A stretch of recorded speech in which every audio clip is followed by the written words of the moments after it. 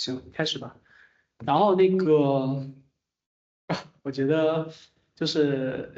虽然我之前跟你聊过说为什么想做这个事情嘛，但其实假设我们现在所录制的这个东西，将来可能还有第三个人看到，那我再解释一下，就是一个是因为其实我自己一直就比较喜欢看这种访谈的这种东西。但是像这种访谈的这种东西里面，基本上都是那个被采访者或者说其中一方往往是一个所谓的大佬，对吧？然后所以大家才愿意去看嘛。那一个是我并不认识很多大佬，其次是我觉得其实大佬虽然说，哎，他讲的东西的确很有道理，就像大师一样，但他不是你的朋友，你跟他之间可能会有一定的距离。然后我觉得，跟朋友的聊天其实才跟我们两个人更相关，对吧？我对你有了解，你对我也有了解，而不是说，哎，你是一个很沉默的人，我跟你其实没有太多的这种联系，包括感情纽带。然后第二个原因的话，其实是我在想，比如说我们1年以后，或者10年以后，就我们日常有很多的聊天嘛，因为我们现在室友嘛，但其实这些聊天基本上就随风消散了，对不对？然后如果能把它记录下来的话，我觉得是一个蛮有意思的一个事情。然后我觉得最后一个原因的话，其实是是觉得，哎，我们其实有时候聊了一些有趣的一些想法，也许会有一些其他同学也感兴趣，那也许有机会可以去，比如你发现，哎，有更多的这种就是感兴趣的人，大概是这样子。然后我之前的时候其实已经理了3个题目，我先简单再重复一下，然后我们可以一个一个的聊这个话题。首先呢，因为我知道你在学瑜伽，然后其实我之前没有近距离的接触过，就是学瑜伽，然后花时间在这方面比较多的同学。然后第一个大的主题是，哎，学瑜伽是两种感受，这个我们给细聊。第二个主题是修行是这样的感受，这其实是一个稍微更更广泛的一个问题点，对吧？然后第三个问题其实就是一个很落到实际你是15年过来的嘛？那你来美国生活几乎快10年，然后我也想看一下，哎，你这10年有什么感觉？然后先从第一个聊起吧，就是对，就是你当时为什么想去学瑜伽？就是有怎样的一个契机？人做事情总是要有一个动因的，对不对？对，当时我学瑜伽是接触到吧，我是21年的那个差不多3、4月份接近暑假的时候，21年是22年，21年，那到现在3年半了。对，我20年的时候本科毕业，然后之后就在一个房地产公司做 marketing analyst，然后又兼职跟朋友他们在搞一个外卖一个平台，然后他是从类似于创业嘛。不是是他们饭团外卖嘛，他们当时在 Columbus 是没有市场的，然后正哦，拓新就是一个新业务，打开它那个当地的那个市对，场。OK，因为在 Boston，因为饭团外卖它是在北美，主要在北美，然后是加拿大发源的。然后它是华人做的公司吗？华人的，像饭团外卖、熊猫外卖和抽 bus 都是华人的外卖公司，跟 DoorDash 和秋 bus 是不是跟饭团合并的？因为我感觉他们的 APP 好像变成同一个。是最近才合并。OK OK，难怪。当时是我当时在叫互利的房地产公司，他我是当时疫情嘛，我是他们当地唯一一个在Columbus 的人，然后就负责那个市 Boston 帮学生找公寓啊，找房子啊，然后做一些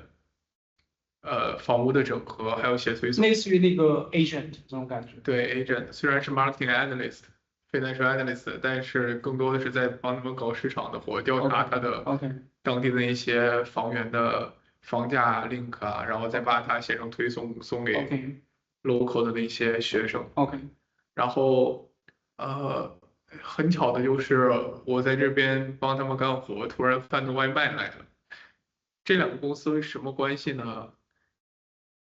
是他们在波士顿是一个办公室的，一个很大的一个办公室，一半儿是叫我们福利的，然后另一半儿是饭堂外卖的。哦，我懂，就是那种共享办公空间。对，之后饭堂外卖说要来 Columbus，来 Ohio，然后他们说我们有人在 Ohio，我们可以帮你找办公室。还是近水楼台先得月，有时候地理物理位置其实真的很重要，我觉得很多事对情都这样子。对，然后之后就来了一来二去帮他们找办公室，找来找去，跟他们的负责人也熟了，然后所以就来往的很多，然后就变成私下的朋友了。之后就帮他们送外卖啊、谈店啊之类的，平时就是干这些。但过了半年多吧，就感觉到就是生活这样其实慢慢平淡了之后，感觉就想追求一些更高的东西。再加上当时我健身，跑步遇到了一些瓶颈嘛，不是说瓶颈是一个问题，就有一天，就每天会感觉到在家里面很昏沉，然后头，哦，你跟我提过，好像提过这个事情，有一点点像受伤的感觉。嗯，是刚开始是在家里面，就是就很昏沉，头有点儿疼，就是难受。然后之后再加上经常去跑步啊、健身啊，然后有一天我跑着步的时候，突然两眼一黑，然后晕倒了，你跟我说过这个事情。就突然是对，不知道是不是晕倒了，然后就两眼一黑，再一醒过来之后，我就从跑步机上摔下来了。对，就是短暂的有个断片的感觉。对，然后再加上那段时间就是很昏沉，然后每天昏昏沉沉的。脑袋很不清醒，然后最后就想到有冥想了，他们之玩前接触过冥想，没有，当时就算接触冥想，也是在晚上看什么知乎啊，看一些视频，哎，冥想跟正念这两个区别大吗？我不懂，你不懂正念是吧？我懂正念，就是当一个情绪的时候来的时候，你看着它，你不去做任何的，价值判断不去做任何多余的事情，只是看着那个就是感受情绪本身。对，与其说它俩有没有关系，或者有什么区别，反而更多的是你能不能做得到。当一个情绪来的时候，当一个念头来的时候，OK，你能不能做到是，大多数人就跟着念头走了。念头对是个消极的、积极的、好玩的、不好玩的，你就投入到念头里面去了。我没有对，见过很多人可以，没有见过很多人不经过任何的训练，可以跳出这个念头来看这个念头。我觉得这种境界太超出可能80%或90%能达到。就是以前我们看那个《失业案记》嘛，那个不以物喜，不以己悲。然后包括我们讲那个是少儿有嘛，那个辩乎内外之分，定乎荣辱之计，就是当外界的这种好坏得失已经不太能影响到我们情感，我觉得这是一个大部分人像我这种凡人很能达到的一种状态。这不是人能达到的状态，这不是动物可以达到的状态，这就是你要是需要超出人性的部分，是吗？不是超出人性，是一个需要像用筷子一样，你让一只猴子用筷子和让一个刚开始哪怕是外国人用一个筷子，大家都很不适应，找不到诀窍也不舒服，反而是需要一定的训练，是人可以达到的，但不属于动物的和人天生的范畴。那你刚才说的那种，比如说任由这种情绪的起落，你的本心能够守住。假设这种状态，那如果不是人能达到的，怎么去达到或者怎么接近？需要去训练，因为呃，像是我现在如果向你背出来一段文字，这不是说人达不到，而是如果你不经过一定的投入、一定的努力、一定时间的去打磨跟记忆的话，你是没有办法随口说出这些字的。就是需要刻意训练。对，需要努力，需要投入时间，需 OK 要一遍一遍的忘了背，背了忘了 OK 会，OK 对，这 OK 样。OK，这个，我不想不小心岔开了，我们先回过来，然后等一下可以继续聊这个话题。就是哎，你继续说，就是你认识了这个那个饭堂外卖的他们那边的工作人员，然后呢对，然后之后一来二去熟了，帮他们谈店，然后生活从一个感觉很有意思的状态，然后又慢慢回到现实，然后每天也就是工作，然后感觉就算有朋友就是适应了习惯了之后，还是又回归于平淡，然后又开始去 search 一些新的东西，然后当时正好是感觉自己身体上面状态不太好。状态不太好，然后偶尔听到有人说要冥想之类的。然后我就开始去接触冥想，当时也就是自己在网上查，然后也是闭着眼，然后也是，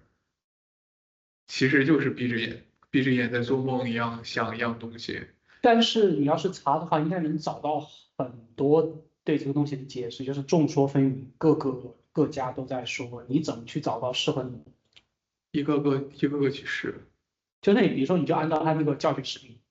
然后去尝试他所给你指导的冥想的这种方法，对吧对，？OK，一个个试，你会知道的，因为你没有办法通过他们讲的，或者你看一个视频就知道了，你反而要去尝试它这个东西适不适合你。赣州学是吧？呃，可以这么说。对，最后就突然就那天就看视频看到了 Sagru 的视频，然后就就是你现在正在学对习的那个大师的那个名字，对，那个 Sakura。对叫 Sagru。OK，他当时我只是喜欢看他的视频，就感觉看他的视频这个人我没有任何想法，我就觉得很想听他说话。我就是每天契合，就是这种同频的感觉。我跟他同频，我太不，或者说它的那个频率在你这个频谱的范围之内，或者说你在它的那个频谱范围之内。我不觉得我可以跟他有什么关系，而只是 OK，像是他说的东西，就是听别人说的话，其他人说，我感觉我有自己的想法，或者我有疑问，但是听他说的任何东西都很清晰。我甚至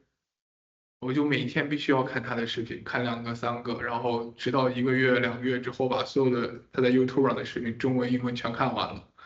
之后我还是想听他讲，就是就是那种感觉，不是说他说的对还是错，他的频率高还是低，而是我从来没有想过他说的话是正确的还是就是有分别的东西，而就是跟着他来，就是在跟着他。我 get 到你一个点，我讲频率不一定说这种高维低维这种啊，我的意思就是就是像比如说你看到这个人一眼，其实我这个人是不相信一见钟情的，但我相信一见好感。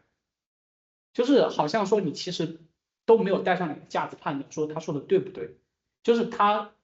说话的所有这些细节合在一起的一个，你就是很天然的，出于某种你不知道的原因就很喜欢，可以这么理解吗？是这样的，就像是小孩儿，我一个小孩儿，突然有人给我个糖，说跟我走吧，我就可以跟着他走。对，但是可能比如说，哎，就即使是小孩儿，他也会有区分，哎，我好像更喜欢这个叔叔或阿姨，我好像没那么天然的喜欢这个叔叔阿姨。小孩其实也有这种区分，对，我说包括我们了这么多，就是不想让你区分，而你一直在往区分上走，你是，对，你说的对，你说的对，我你说的对，因为是的，我还是一个，不是，你不要这么定义自己。是，然后我大概的道理，然后那相当于说，也就是在那个时间点，你觉得哎，生活好像进入了一种固定的一种节奏。一种安稳，但是我又渴求，好像又想要挣脱这种安稳。你以前有这种感觉吗？以前都是大起大落吧，像是小时候突然上着课，高一的时候，结果副校长跟我到班里找我说，明天你去国际部，不要在这儿普通班上了。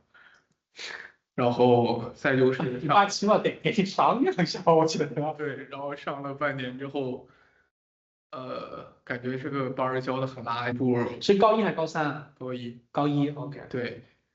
当时也是这个班儿太垃圾了，我去那块儿半年吧，然后感觉就考全班第二，然后我觉着按照这个，因为我当时因为英语嘛，你知道他听不听得懂，他对写阅读是什么样的。对我就算没有看懂，没有听懂，然后说的也不怎么样，但是能考全班第二，我就觉得这个 group 不太行。然后，，OK，然后再加上当时如果还要回普通的高中继续跟着上课，我又跟不上，因为完全是两个教学方式，然后内容也对不一样。对对，之后就去扬州了，然后扬州又是刚开始第一年是一个班儿，第二年是一个班儿，就感觉一直到我本科结束，我的朋友一直在换，圈子一直在换。我本科也是第一年跟这群室友，第二年跟那群室友，然后每节课，因为我们在美国嘛，每节课上完之后，基本上也很难像国内一样跟着一堆对人对，上。我这也是我来美国以后读书的时候最大的一个感受，就是他的那种集体的感觉比较弱，就大家比如说开车过来上课，上完课就走了。但我之前在交大的时候，然后我们那个班的同学基本上是住在隔壁，就是哎我宿舍的隔壁，我斜对面的那一溜都是我们班的，然后因为我参了学生社团，这种就是就比如说可能每周大家都能去，哎去比如说餐厅或者去哪，然后一起开个例会干嘛。我其实不太知道，就是美国同学是不是很习惯，或者他们习惯这种方式。反正我自己觉得就是跟同学之间的感纽带比较弱，比较弱。是这样，美国大学之后就很弱很弱，他们教学方式有这样的，他们是每选课，对对然后你如果这门哪怕是同专业的人，他们也不一定能选上同一节课，是你选这节课也不一定一个老师也不一定是同一个 session。是，然后你像国内也叫选课，但基本上大家都必修。对，我当时大一的时候跟室友他们选一起的课，大二的时候跟室友他们选一起的课，但是就是美国这边变动很多。因嗯，为大一、大二强制住宿，然后你跟这个人住了，在国内更像是你跟人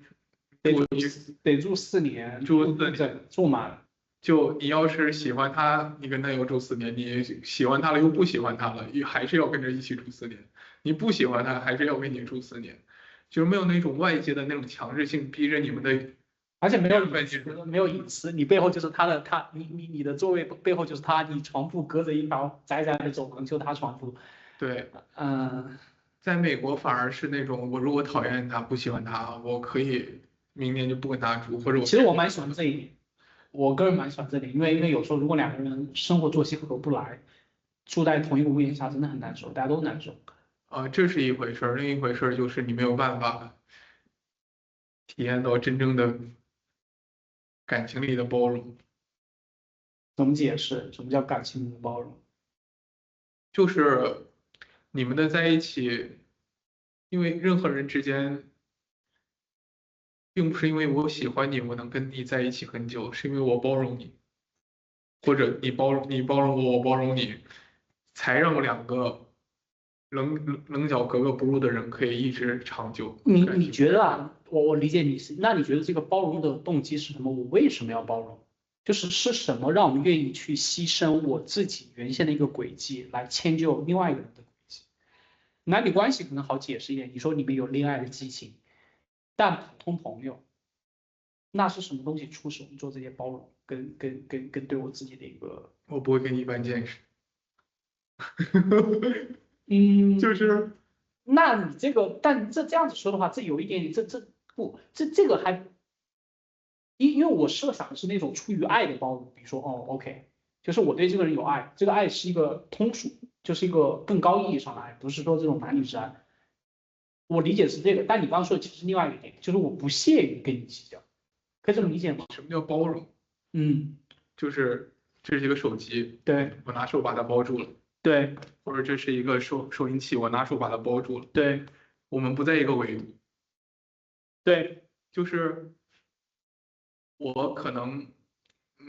就是在一起，经常两个人在一起，可能一些习惯，呃，刚开始就是如果咱们是同等级的感觉，对我很看重我，然后你很看重你，对在一起反而是你做了什么事儿，我看不顺眼，我心里怀恨在心了，我就对觉着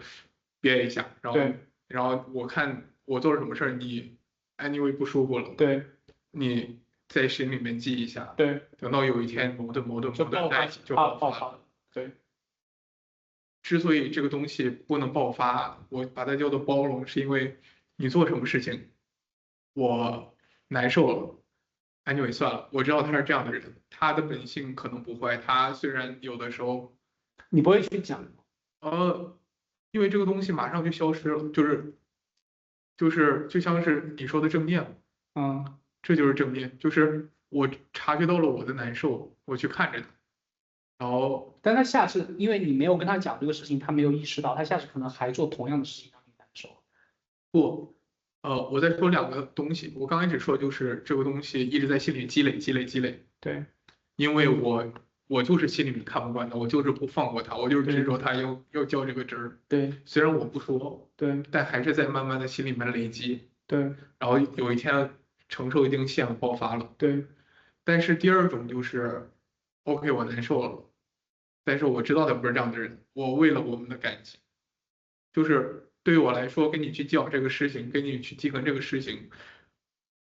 不如我们有一个更好、更稳定的感情，因为我有我的生活要继续。与其说我去记恨你，花这精力去记恨你，花这个时间去跟你去沟通，甚至换室友之类的，我觉着我的追寻，我的追求，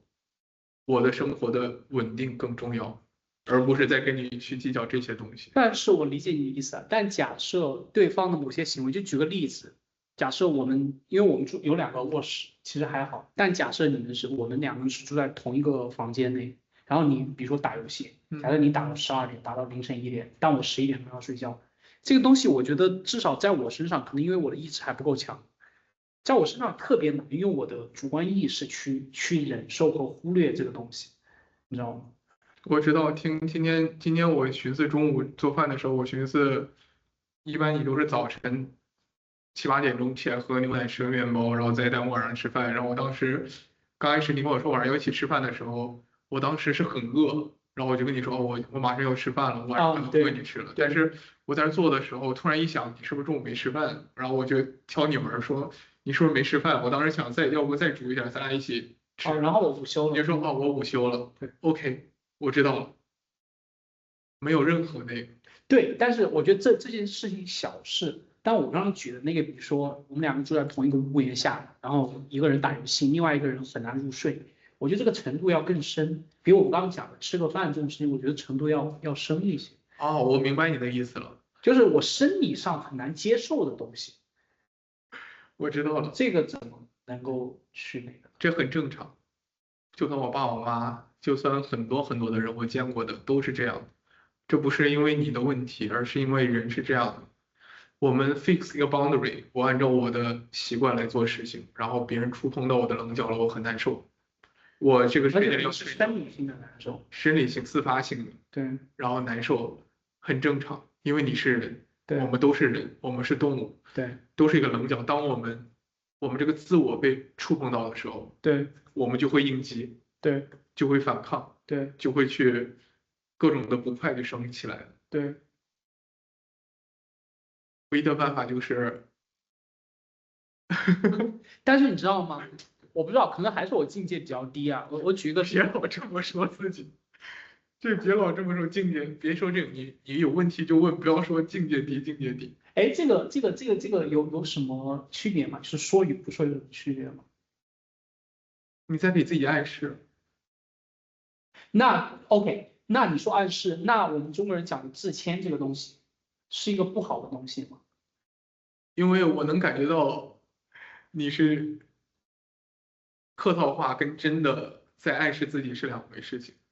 因为中国人的那种自谦，要么就是真的谦虚，大多数我觉得更像是在以退为进。哦，我境界比较低啊，但是我还是想问一个问题。大多数人我看到，尤其是现在这个社会，他们说这些话的时候，更多是想是 OK，这个问题不重要，我把我重要的问题要丢给你。这个时候他会这样。中国人的谦虚是一个很高的智慧，同时也是一个很恶心的手段。因为怎么说呢，就是我以前的时候，可能我觉得内心是一个很傲慢的人，然后所以就强迫我自己再去把自己姿态放的低一点，所以会刻意的去提醒自己这样。要我来说，不如你继续傲慢，等到有一天生活给你点颜色看看的时候，你生活已经给我很多颜色看。那就可以了，没必要这样。因为无论是你做什么事情，这个世界上你自己的问题，这个社会，你只要有你这个自我在，这个世界就会一直的敲打你，把你的外壳给打碎。我很傲慢，这个世界上总会有一点人，有一点事情让我无能为力的事情，然后给我把这个外壳给打碎，就跟像是你说的那样，就是我这个一定要这个点儿睡觉，然后这个室友就是这样的来烦我，这就是生活来然后我就可能搬，敲门，然后我就可能搬出去住。然后又花了很多钱，花了很多精力，是然后又有很多是东西来找你。当时想着，如果是，哎当时也就那样吧，如果我当时那个怎么样，其实就没有这么多后面的事情。生活一直是这样，一直是这样，周而复始。所以最终呢，所以最终我们最后要追求境界是无我嘛，没有那个壳。因为在我看来，你两个人起冲突是我这个人，我就是想要打游戏，我是为了我自己。对我这个人，我就是要现在睡觉，对我是为了我自己。对然后两个为了我自己的人，说白了是自私，但都是人人为己嘛。为了自己的时候，突然有一些不和谐的声音或者不和谐的东西一碰撞，两个人就都很难受，因为你是为了自己而这样的，他是为了那个别人那样，为嗯了自己又没有错，对所以矛盾就爆发了。我不让步，你不让步，我为了我的自尊，我为了我的东西，哪怕我知道我影响到你了，其实后面想想是我的不对，但我还是放不下我的架子，因为我是一直会为了我的自己。面子上面、做事上面、说话上面，都是为了我的自己，对。没有一刻为别人设置对，位置这其实我很大的一个问题，就是我刚刚讲的傲慢，一定程度上就是这样子，就是我不在乎别人的感受，我也不在乎我自己的感受，我只希望我的目标达到，或者我的目的达成，对，但就是不违反法律，不违反我自己所谓的道德标准的情况下，我不在乎自己及其他人的感受，我觉得这就是一种傲慢，就是你刚刚讲的，对吧？我就是要做这件事情，你怎么感觉我都要做这件事情。对，就可能像一个人，我就是要打这个游戏，我就算让你睡不着，我也要打这个游戏。反而你说了，你如果好生跟我说，我还觉着我的愧疚不打了。但是你这么，如果你是带着情绪、带着攻击性的东西跟我说，我反而就要跟你对着干。是，我觉得人性就是有一个很，就是在这种情绪产生的时候，我们不是做理性的决策，是做符合我们情绪需要的决策，是我们自私的决策。是我们自私的决策。对，一种很强的，我觉得自私的另外一个体现就是非常强的攻击性跟对抗性。你触碰到了我，让我不爽的，我一定要让你也不爽。我自己也曾经做过这样的事情，我现在想起来就会有很强的这种惭愧。对，这都是生活在提醒你要把自己的外壳自己的 给脱掉，ego 是吧？对，自己 ego 给去掉。哦，我这个又扯远了，我总是把话题岔开。我们回到就是瑜伽这个事情啊，就是你不要，我觉得这更好，因为我知道你 set up 这个 meeting 不是为了了解我，而是通过我们的聊天来，你有自己心里的问题。反而你如果能心里的问题得到解答，对，但是我那个瑜伽其实是我想聊的，所以我才去那个这个，就是比方说你做的这些瑜伽实践都可能包含哪些大概的事情的？瑜伽，虽然说是瑜伽，但是你知道随随便便路上就有一个 yoga studio，或者你到印度，甚至你每隔一条街就有一个老师。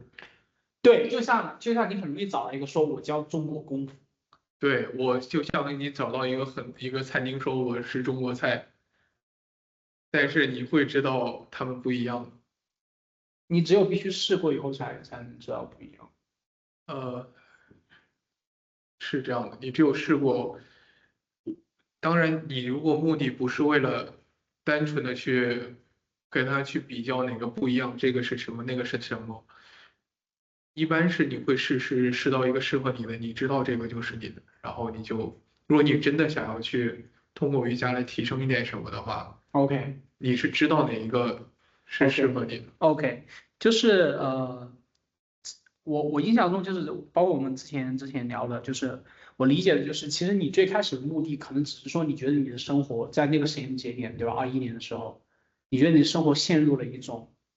单调的循环，就然后单调，就是能生存也没什么问题，但是总觉着我还想做更多，我还想突破一下。我理解你这种感受，然后所以我做了很多奇奇怪怪的事情，然后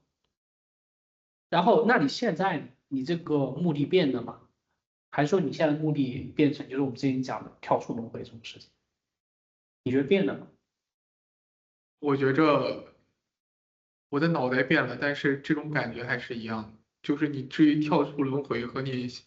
我当时想要去跳出当时的那种状态状态是不是两码事，是一回事。只是现在可能我了解的多了，我把它假名为跳出轮回。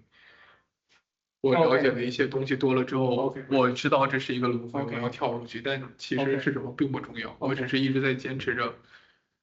因为试过很多东西，我也做过很多奇怪的事情，然后很多就是想要挣脱的事情，然后最后我觉着我现在走的这条路可以带我走出去。我理解了。《论语》里面讲，对吧？时有我之于学，30而立，40而不惑，50而知天命。这个可以理解为说，你找到，或者你觉得现在暂时找到了你那个天命吧，就是你人生所真正想追求的东西，或者所谓的人生的意义。你觉得这个东西是吗？这些不是人生的意义，这个东西的最终目的就不是要成为一个什么样的人，或者要嗯过点怎么样的一生，而是我知道我这人生就相当于我走路的一个台阶，这人生只是一个台阶，别人在这个台阶上面过得风生水起，跟我没有关系。我知道我的人生这结束的时候，我要走向下一步，我把整个人生内容对我来说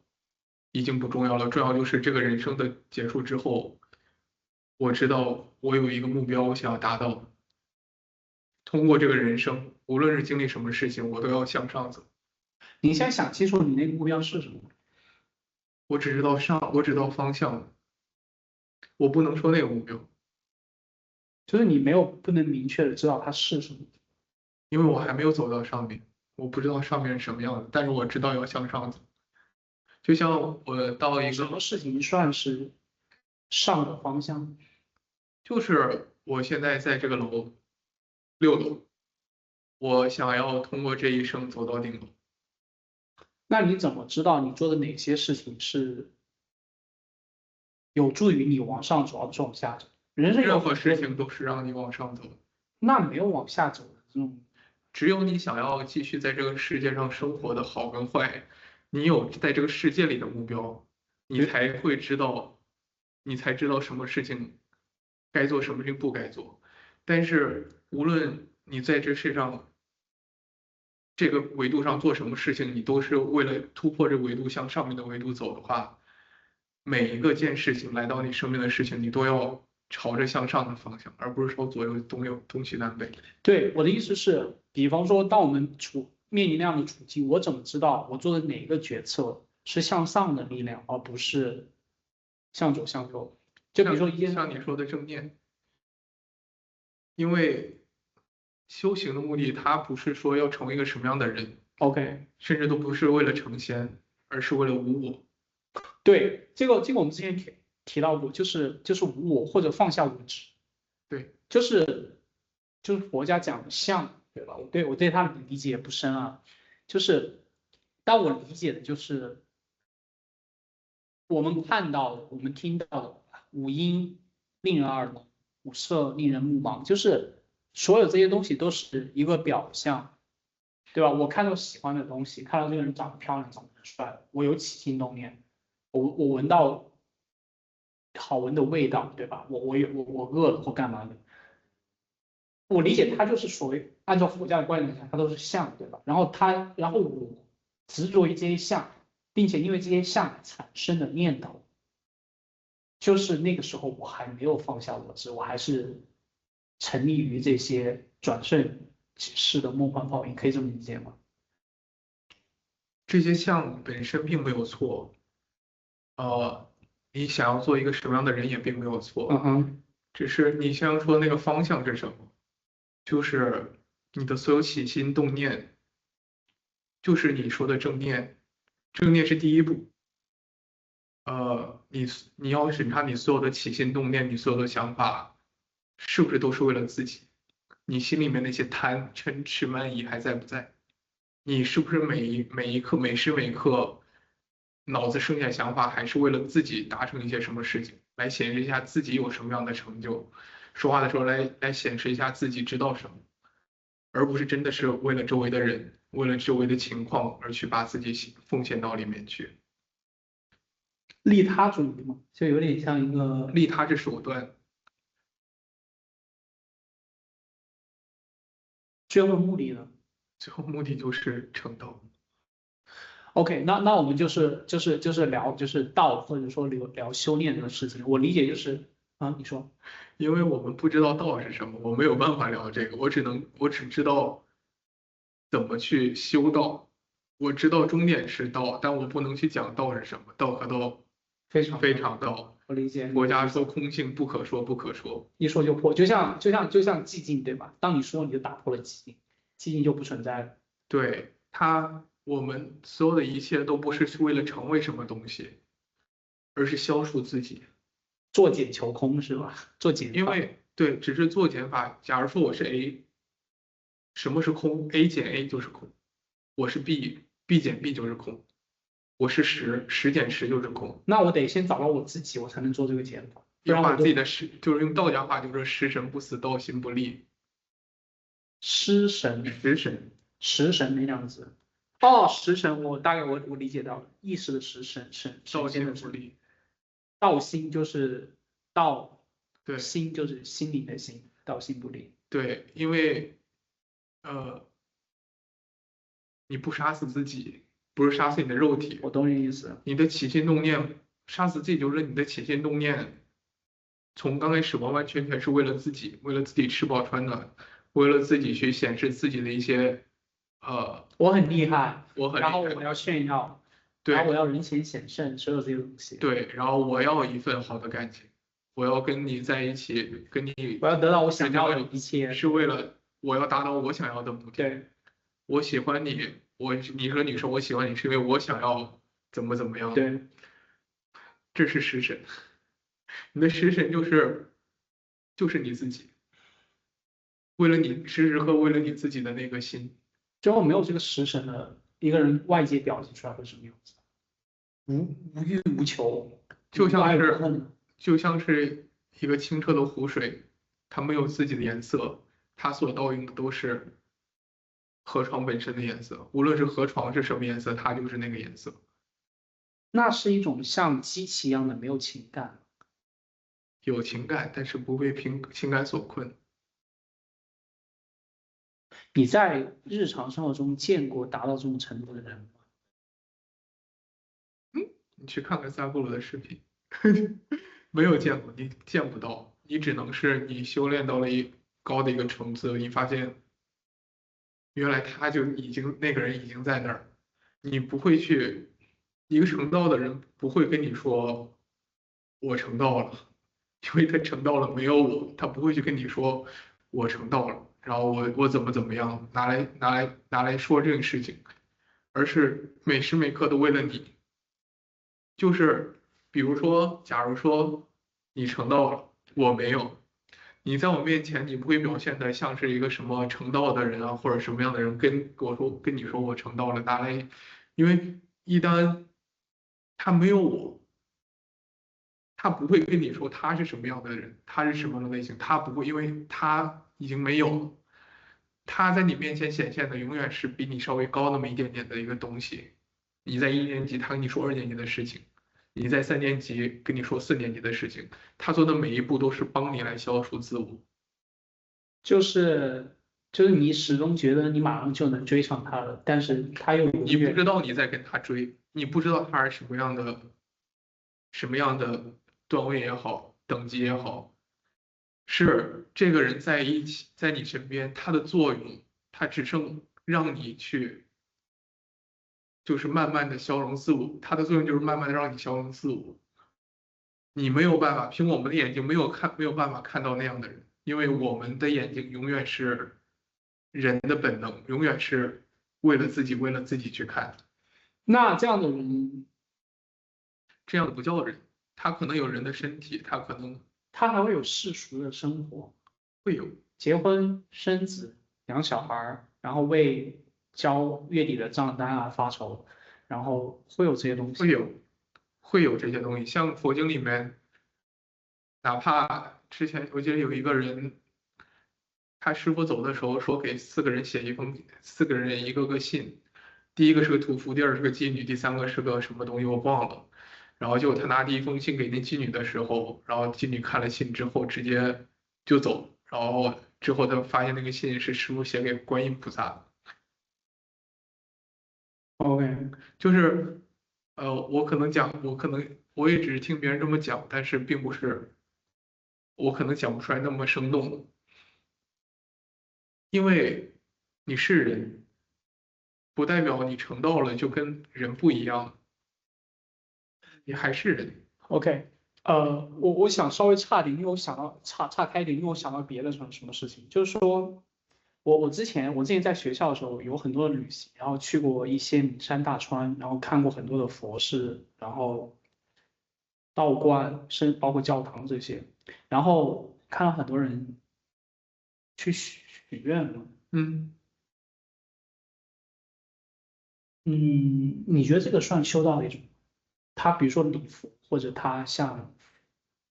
遇到困难，我们向佛祖也好、上帝也好，或者谁也好，去求助，然后包括有些人捐钱干嘛说这些事情，这个算修行的一部分吗？还是说这个东西跟修行没有什么关系？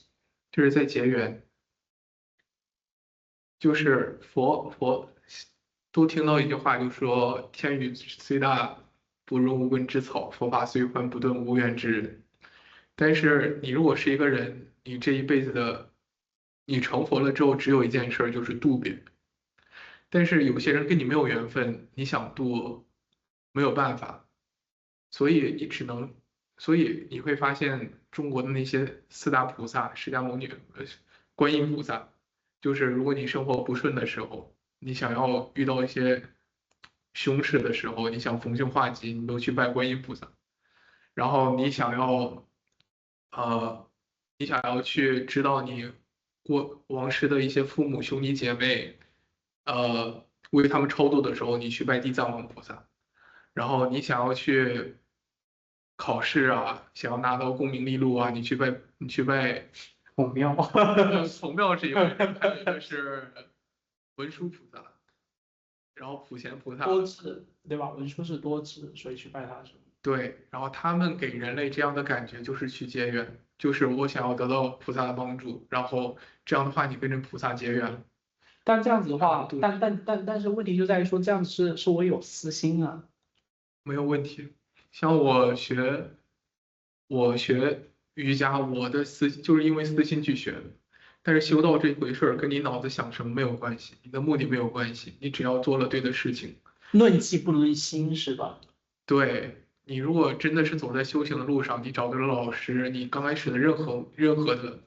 目的都没有问题。像我们都知道两个氢加一个氧是水，无论是我是想什么目的去造这个水，用化学的成分来造这个水，我都能得到这个水。我是为了我想喝，我去，那就变成手段即正义了呀。只要我手段对了，我的起心动念，我的动机完全没有关系了，就会变成一个手段论的，就是因为我们不知道我们在做什么，就是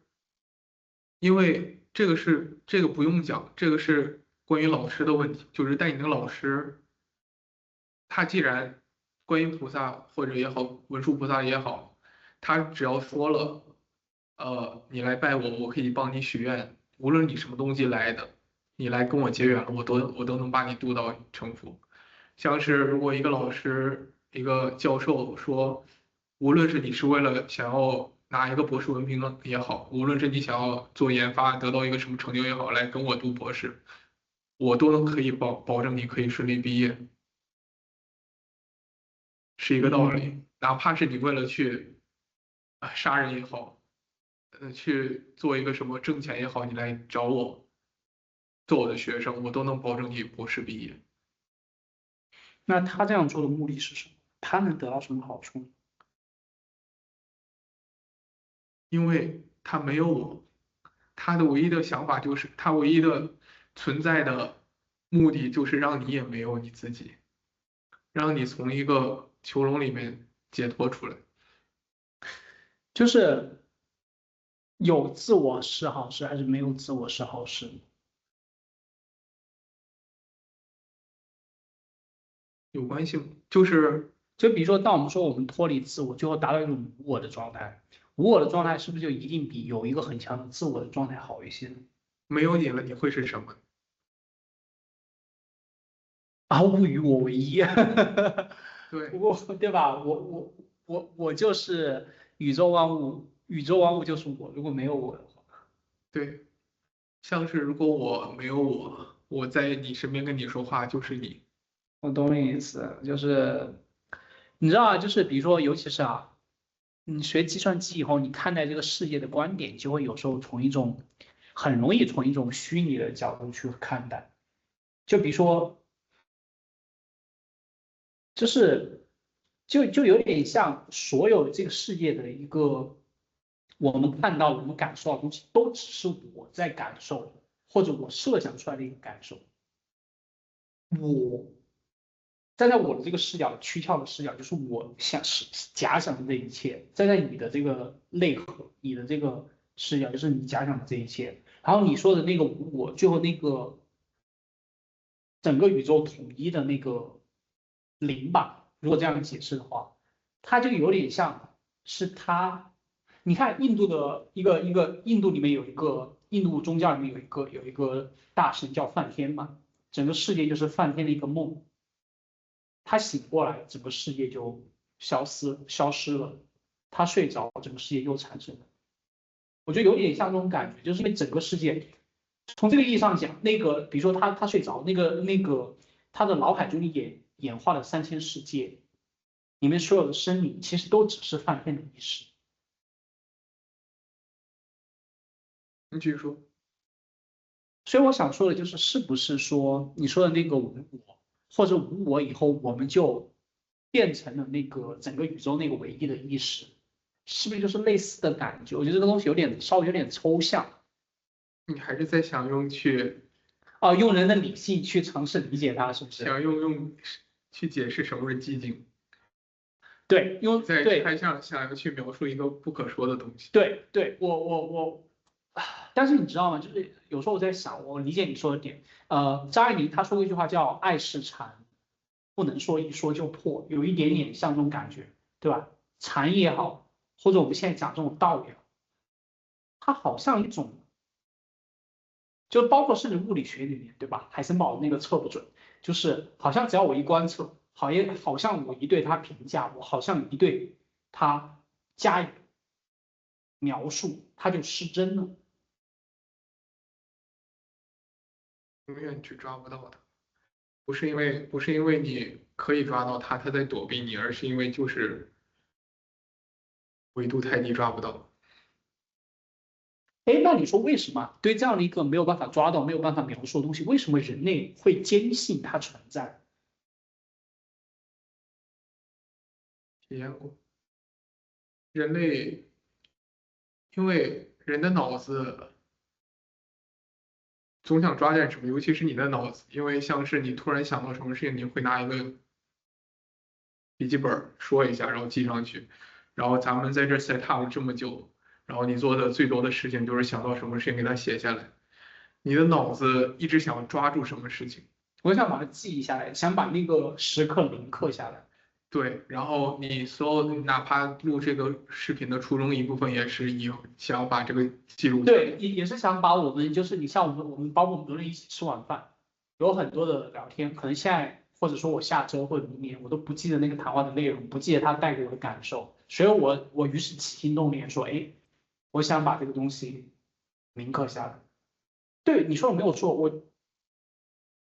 我很喜欢做这种事情。但求道是恰恰相反，道是恰恰相反，你是一直想要抓住、抓住、抓住，所有求道的一些所有的手段都是让你放下、放下、放下。那我就在想，比如说我们在这个世俗世界里面看到那些所谓的成功人士啊，他们做了那么多的事情，他说我要做这，我要做那，我要做一个手机，我要做一部电动汽车，我要把人送到火星。那他们是不是也是就是离那种道很远？是的，这跟求道没有任何关系，除非他抓着抓着抓到有一天发现自己什么也没抓得到，放下。那是不是越成功的人反而离越道远？世俗意义上越成功的人离道越远，因为他拥有了一个路。求跟成道并不是代表你有没有，而是你执不执着。就是像是我拿这个手机，我是紧紧抓住这个手机，还是把它就是放在我的手心里面？手机都在我手上，嗯但是这样和这样有根本的区别，嗯。都在我手上。那我想说，就是比方说啊，好，假设一个求道的人，他失去了一些他很真实的东西，这个真实的东西可能是比如说他的挚爱，可能是他的健康，可能是种种在生命中对他来讲很重要的东西。如果失去了，难道不会痛苦吗？会痛，就像是对吧？比如说我之所以紧紧抓着手机，就是因为我害怕手机滑落。我不想失去它，所以我抓得这么紧，对不对？当我这样子的时候，业者稍微比一个风吹草动，它可能就滑了，它就摔碎了，它就干嘛？对，对，是这样的，因为你的目的不是你的挚爱或者你的这个什么人，这个手机一直在你手上，一直跟你在一起，而是你跟着生命的流动，跟着生命而走，而不是就是单单的就抓住这一个东西。因为你所说我的挚爱，我所珍视的东西，还是有一个我，懂吗？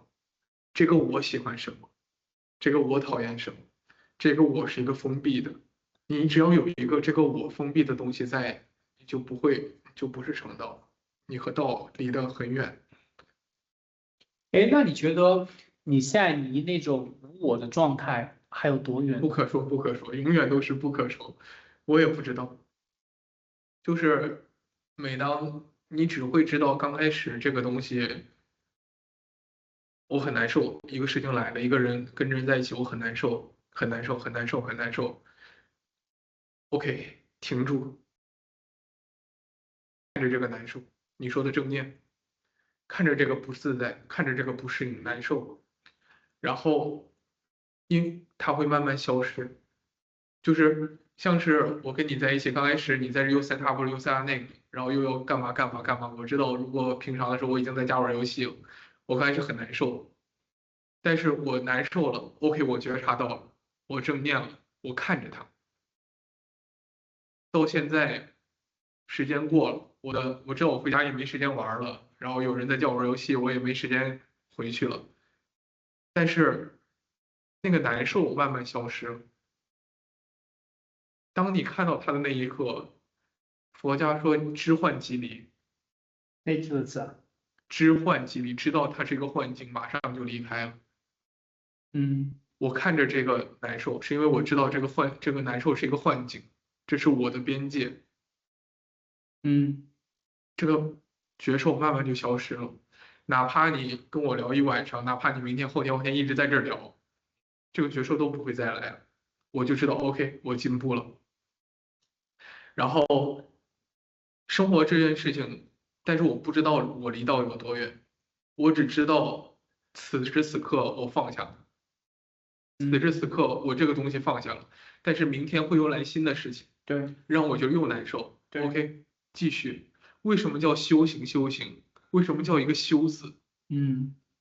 就是因为，就是因为正路只有这一条，我老是要偏离，我老是要偏离，所以我修，我嗯修改，我修回正道，修回这条路，修回这条路，嗯然后又在这条路行，嗯只有这一回事情。至于什么是空性，空性的人怎么样，我不会去想，反而是此时此刻觉受来了的时候，嗯我知道我唯一能做。嗯，唯一能做的事情就是回到这个正道上来，就是这样。正道只有一条，对吧？你还在用脑子想，不是，正道只有这一个方向。只有这一个方向，因为我想，我还在想，基督教它有它的救赎之道，对，这个宗教有这个宗教的救赎之道，佛教有佛教的救赎之道，道教有道教的救赎之道，这么多道，哪条道？如果正道只有一条，那哪条道才是真正的？还是条条大路通罗马？他们正道没都是有条，正道没有条，只有一个方向，只有一个方向。所以你信上帝也好，信这个也好，信那个也好，它最后指向的都是一个终点。对，他们没有再说其他的事情，反而是说我是一个中国人，我成道了，我说中国话；我是一个以色列人，我成道了，我说以色列人说的话；我是个美国人，说成道了，我说美国人的话。然后现代人大家就说这个，只有说英语的才是成道，我们叫他上帝；只有说梵语的才是成道了，然后我叫他佛。世人只是纠结这一个相，这个区别，却嗯，没有真正的了解它的本意。没但是有一个人走在修行的道路上还会去花时间在这种分别上面。但是比如说有一些虔诚的信徒，或者至少他觉得他自己是虔诚的，他会去排斥异见、异教徒。比如说你跟我信仰的东西不一样，嗯，那岂这和不意味着他其实 很多这样的，像是我们都是留学生，但是你会发现，你看很多视频的弹幕上，也并不代表什么。OK？但是是这样的，因为在这个世界上，所有的事情都在走向灭亡。哪怕是上帝，哪怕是释迦，哪怕是佛教，哪怕是道教，从他出生这一刻起，他就在走向他的衰亡，就相当于我们人一样，对，我们你说的没从出有错。生一开始那时有起，就在走向死亡。对，我可以，所以开始就已经注定有结束的一天。对，而且这一路上，我们可以说我们自己是正在生，我们是活着的，我们也该说我们正在死去。嗯而且这一路上生老病死，对吧？嗯有病有意外有各种各样的东西嗯是不可避免的。这就是这个世界上美也美在这儿，坏也坏在这儿。就是你一个人，你哪怕什么坏事都不做，事事为别人，你也有一天会死，也一天会得病，有一天会各种而且各样的而且不幸发会有些生在你的身上。对有一些恶语，就像我们讲说，好人不长命，祸害活千年。对，然后你如果是一个，比如说长得很甜美的一个水果，苹果，无论是你有多，就是多丰盛、多甜美，从你出生那一刻起，你也在走向衰败。你知道总有一天会那样，是，然后你会被虫蛀，会变成这样、这样、这样，里面的问题、外面的问题。宗教也是一样，从他出生那一刻起，他就走向死亡，而且不可避免的，有人会攻击这个宗教。有人里面的宗教的人会慢慢腐败，有人把宗教改成一个为了人自己的私欲一些东西，这是不可避免的，但不代表他们是佛，但不代表修行的路就是这样，嗯所以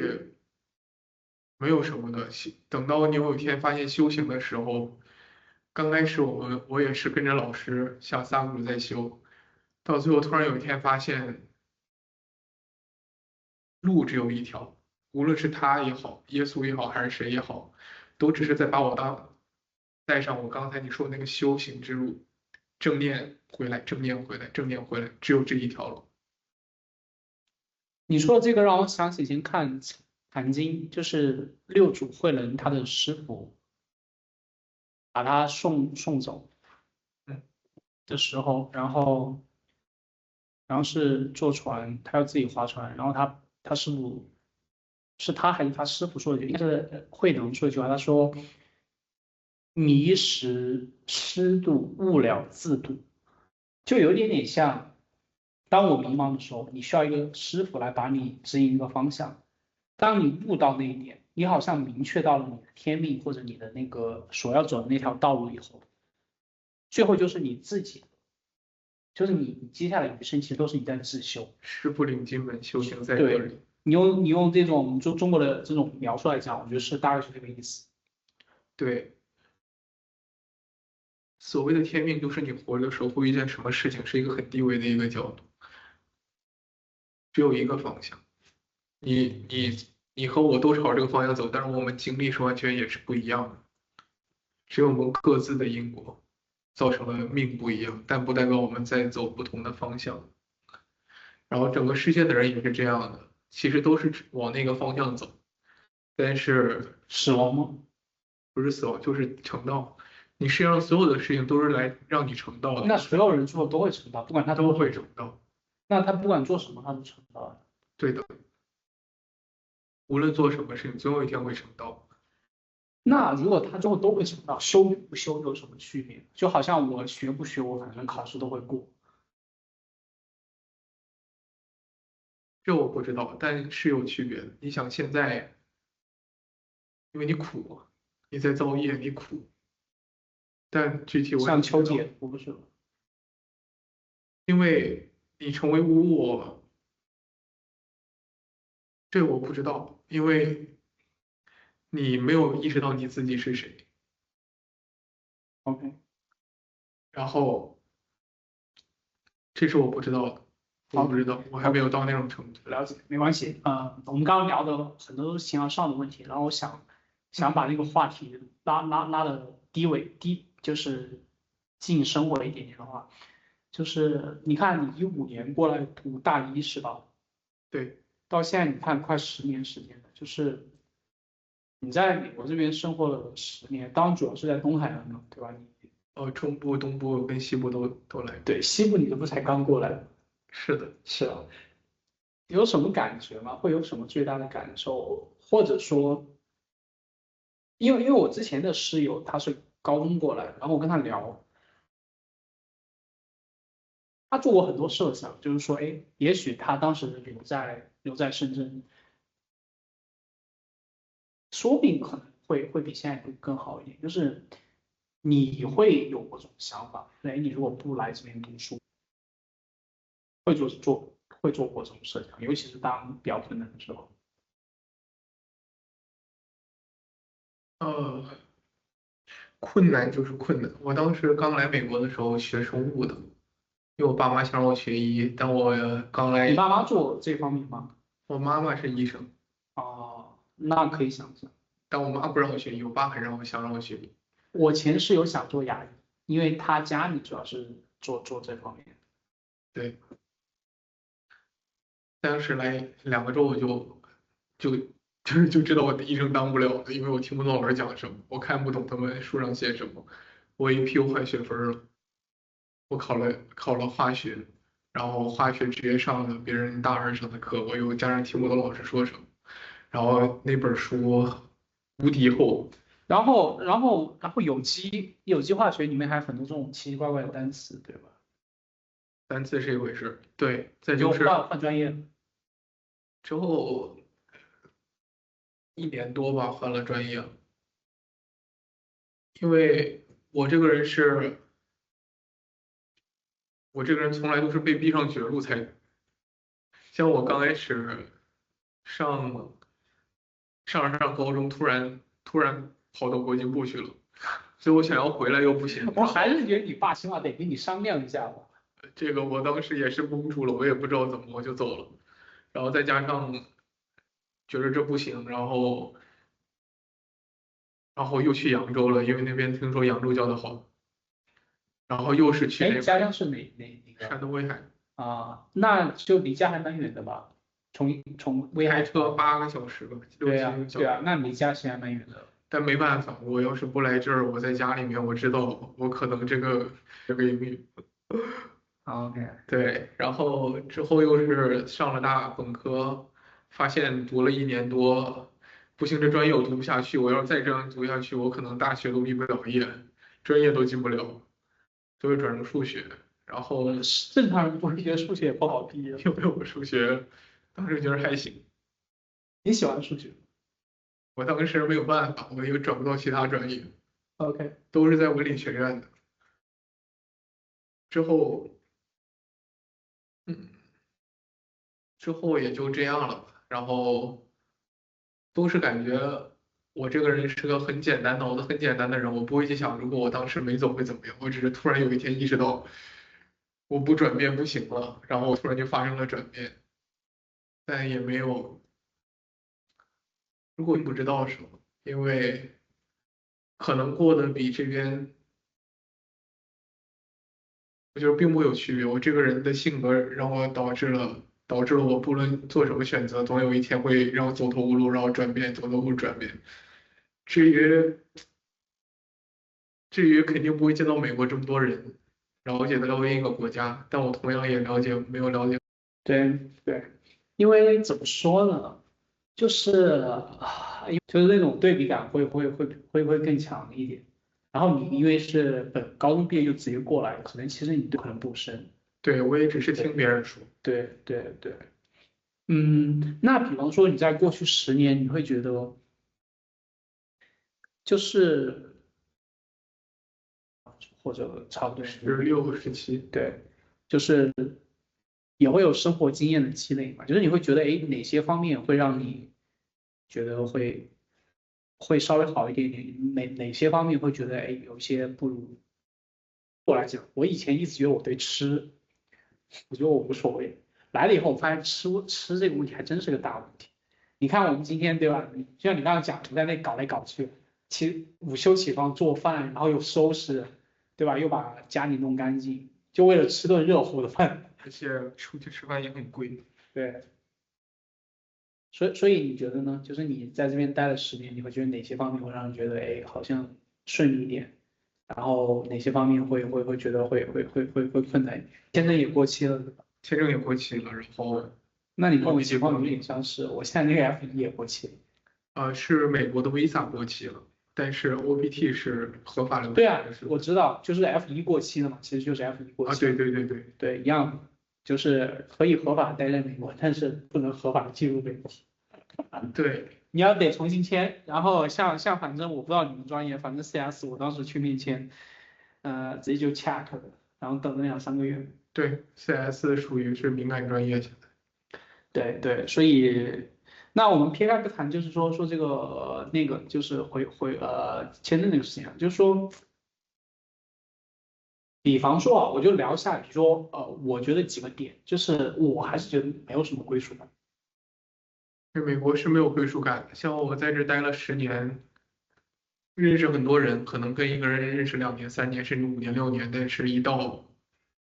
离开的时候就感觉没有任何交集了。美国没有给人归属感，而且现在的或者说，因为我们不是在这个地方成长长大，所以我们也许，比如说像二代，你像游戏二代移民，他们小孩就在这里长大，他就是美国人，他只不过是一个可能中国人的血统，他其实就是美国人。我不觉得他们会没有归属感，我觉得他们就有他们该有的归属感。美国是它这美国的文化就一个面的东西，它美国的文化，它之所以注重经济，它之所以就注你重是指对精神的注重不够吗？对，它没有跟美国这个还是个很年轻的国家民族，它的嗯，精神方面没有根，它像是像那些流行文化的好莱坞大片，这种流行音乐，这种影响全世界的这些流行文化。都很无聊，就是你发现他们更注重于什么特效，更注重于什么什么 new things，很注意很多转折，然后让大家觉着看的时候很享受，但其实看完之后很空洞的东西。什么样的东西你觉得算不空洞，有厚度？给你举个例子，就我之前认识一个老奶奶，她说她住在，是波士顿那个老奶奶吗？对，她住在英国，她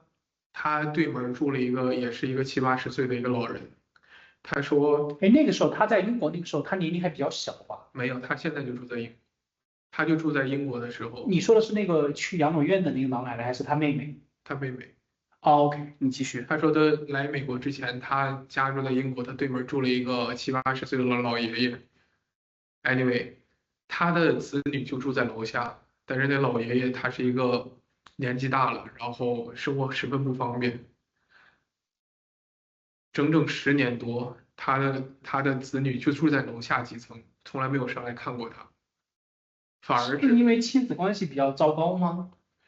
听我说，反而是这些周围的人邻居帮着他做，平常能帮帮他，然后他有一个保姆，然后英国当时也在罢工，就是医院罢工。你能想象医院罢工，就是你会发现你生病了，你找不到医生，因为医院在罢工。然后前几天我一个朋友他去加拿大，就是 H1B，他是 H1B，他去换签证，遇到了 SPS，就是 USPS 罢工。他在那边等着，就是快递把他的就是护照寄给她。护照寄给那个大使馆，然后大使馆然后处理完给他，但是待了1个月，USPS 罢工，就最后他是因为 H1B 不允许就是美国外工作，他去申诉，去 USPS 申诉，去大使馆申诉都没有用，然后他最后走线回来了，导线回美国，对。其实就是非法入境。就是他就是没有办法买机票之类的回来，但是他就走到边关说我是这个权益情况，然后边关给他 check 了一下，核实了一下，然后放他进来了。这个算一个 special case，这个不好讲，这个你会并发现，不一定会放他进来，他这个事情不一定会发生，对不对重点不是这个，？OK，重点你会发现中这种这种外国的这些国家，美国也好，尤其美国很严重，什么 USPS 罢工，有的时候医院罢工，有的时候什么东西罢，还有之前不是卡车司机罢卡车司工，机罢工。对，你会发现，如果你遇到这种情况，你的生活会非常非常不便利，对，然后但是我国家们是，反而也不去。但是我们是站在一个旁观者的视角，如果说我们是一个卡车司机，我们是一个医生，或者我们是他的家属，包括前不久波音不是也罢工吗？对，对，就是如果我们是利益相关者，可能我们的感受又不一样，有没有可能？因为我们现在站的视角是我受到了这个罢工的影响。如果我们变成一个需要求涨工资或者提高待遇的那一个人，比方说，我知道你什么意思，就是我的待遇不够，我想要争取更高的待遇，我就罢工。我的爸爸妈妈对我来说不重要了，然后他就算病着在我楼上，两个人等10年，我不来看他。不，我不是这个意思，我不是这个意思，我的意思是说，就是比方说他们去申诉他们的诉求，你像工会成立的最初的一个动机，而且工会应该是一个产生的这样一个东西，这种数年的一个影响，然后也做了一个东西，但它的核心，对吧？或者它的初衷，比如说保护普通工人的权利，他罢工不是说我要提高我的待遇，他本质上还是要相当于要求他得到更多的这个更好的待遇，就是工人本身。你没有发现我在说的本质是我都在想我自己的利益。对你说的没有错，你说的没有错，我同意，我 get 到你的点，但是就比方说，假设这个工厂的老板，我希望我的工人我希望我的工人永远不涨工资，一直给我干活。如果说我的工人都一直抱着这种利他的想法，那这个工厂老板岂不是很开心？不会的，你只要是人，人就会造反。只不过中国人造反真的就是拼命，不是说这么说，王侯将相宁有种乎？因为你把人逼急了，都会有反抗的。是，然后无论你罢工也好，这都是反抗的一种标志。对但是这并不是解决问题的本质。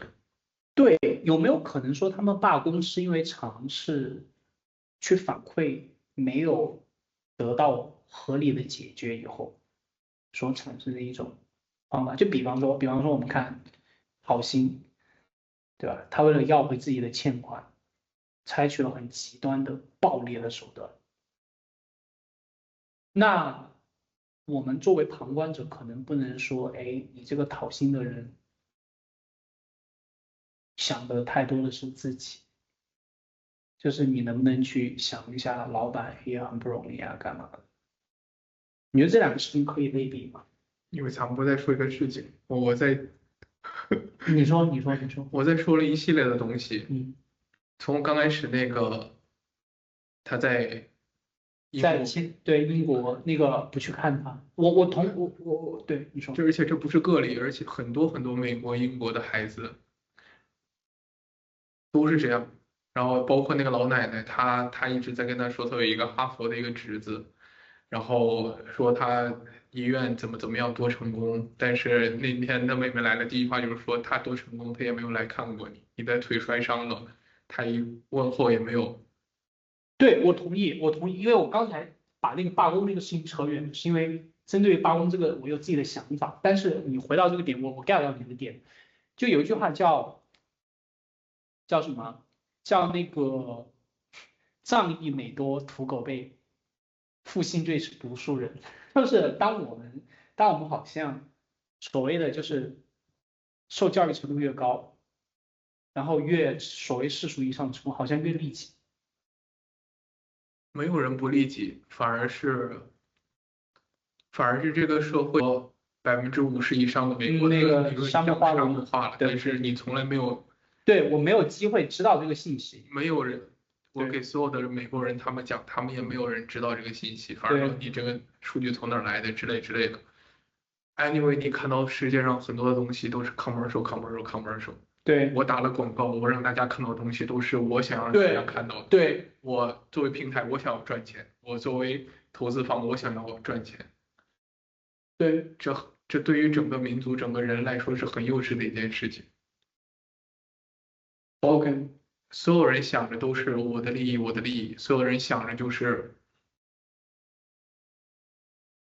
我要做什么事情，我要去 finance，我要赚钱，我要怎么样。对，我要开最好的跑，我要开更好的车，我要住更大的房子。然后突然有一天发现自己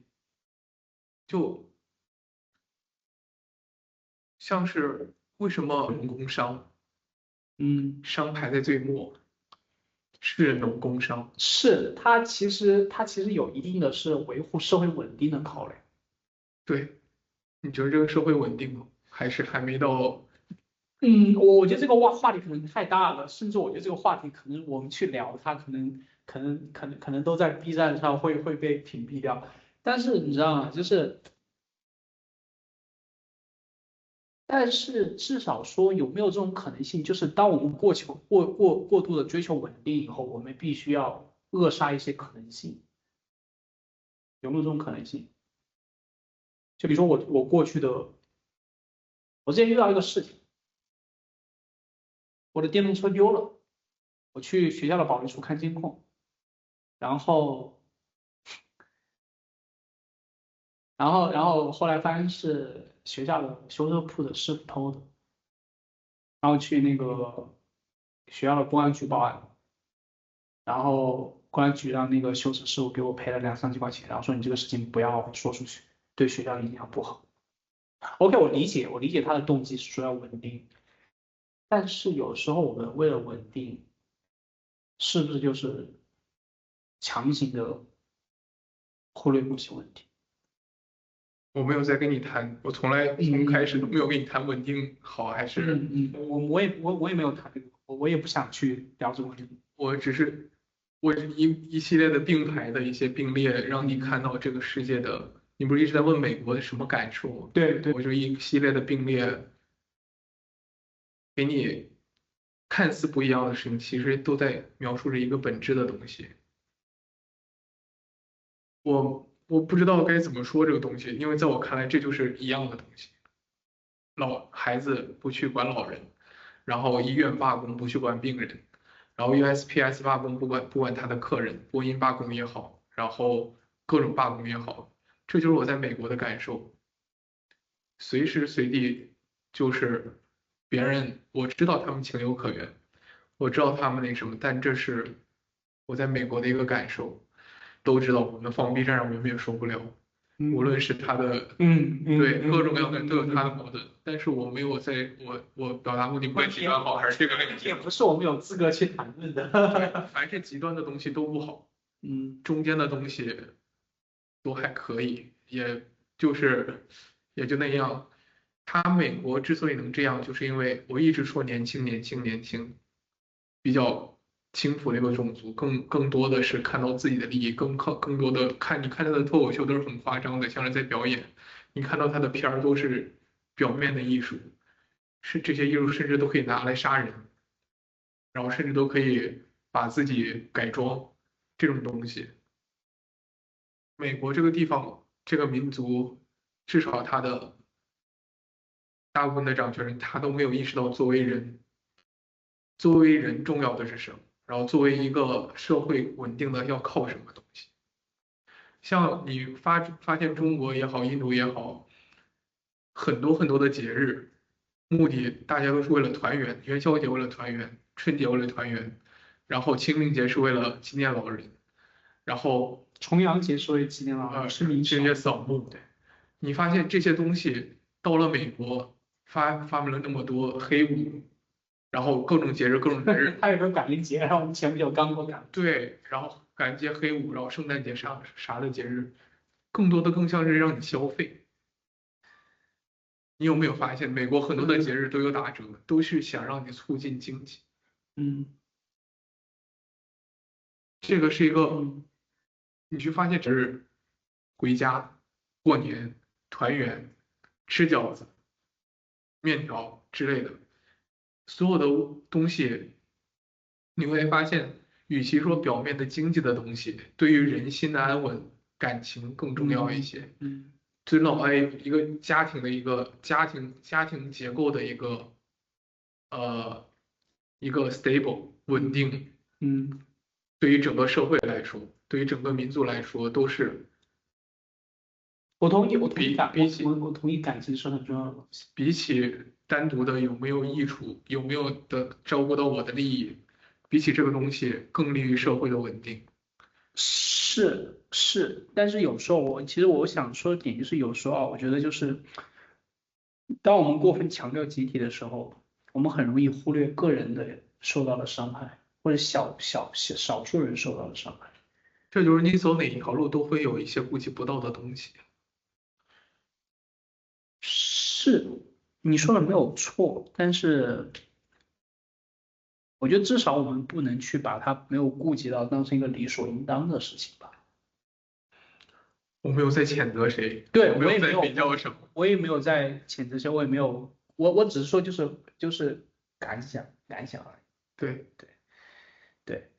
然后还是这个我们又聊这个话题又扯太大了，我还是想把话题拉小一点，就是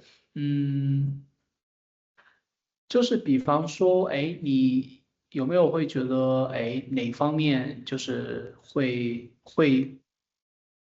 挺方便或者挺不方便的？只要没车什么都不方便，对，这只就是我的感觉，这就是我觉得我没有车真的很不方便，我靠，只要没有钱就很不方便。嗯，没有钱好像在哪个国家都不方便。对，在美国也是，对，没有车这个是真的很难受。你看我最近打算买车啊，然后利率又很高，就很困难。对，最后有决定了，我先不买。打算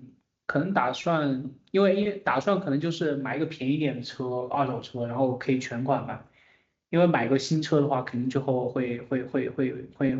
用车贷，车贷的话，现在利率5%、6%，5年，对吧？你买个3万美元的车，然后5年、6年还的利息就得1万，就是太高了，可能会这样子。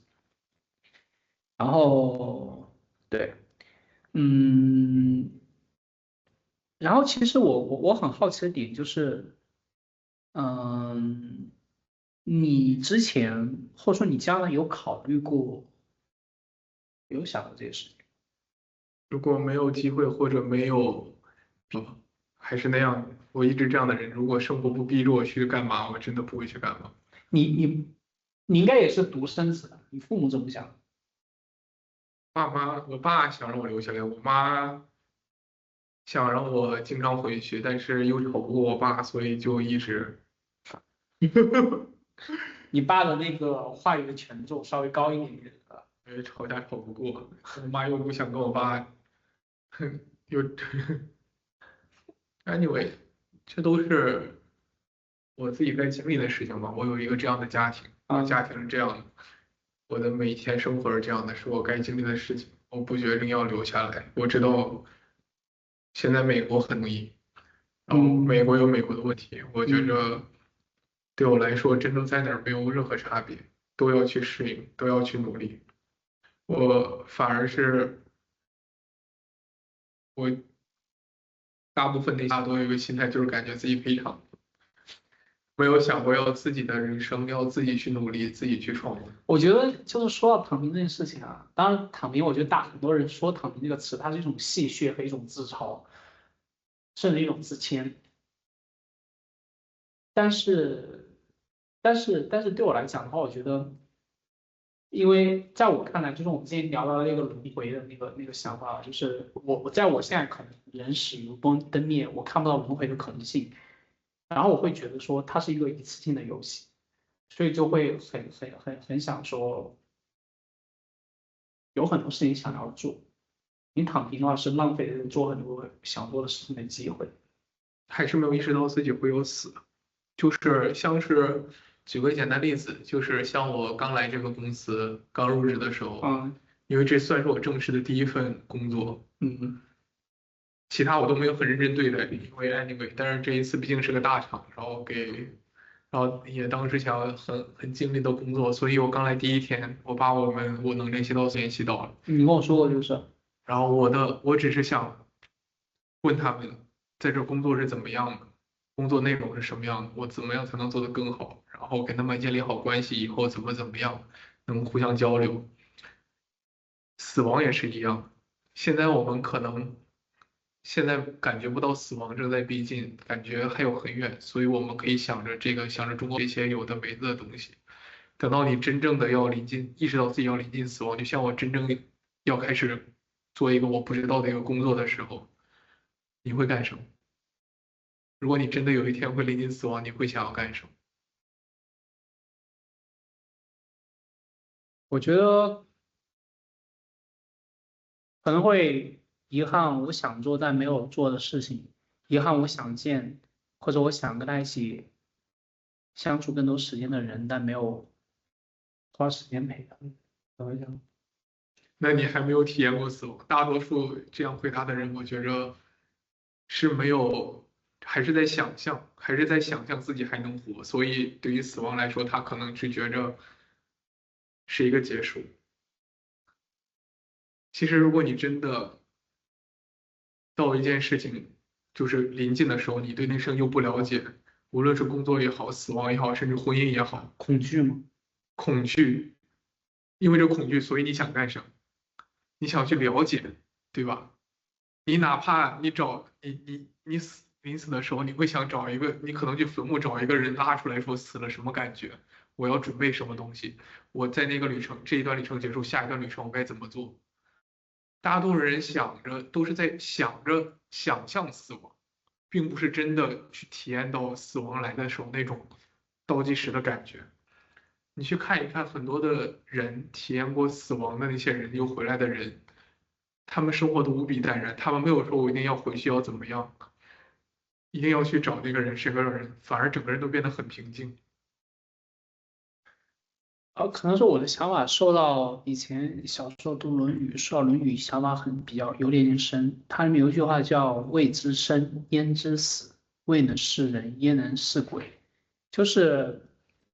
孔子的那个思想一直是关注于现实、当时，然后所以他对死亡这件事情谈论比较少，所以可能一定程度上影响了我对死亡的一个看法，就我会觉得它就是一个结束，然后会说。我的整个的注意力都是关注于现在到死亡之前这个时间段的事情。对，我知道你之所以这么说，你会觉得死亡是个结束，对，我没有后会觉得一个面的事情。对，包括你像我来这边，就是有些就是信仰基督的同学，在他们看来的话，死亡肯定不是结束，对吧？他会有上帝的神国，会有天堂。这个可能是我到目前为止稍微不是特别至少我没有发自内心的特别接受的一个东西。在我看来，我现在还是有一种觉得它是终点，是一个句号的感觉，就是这种就是人死如灯灭那种感觉。对，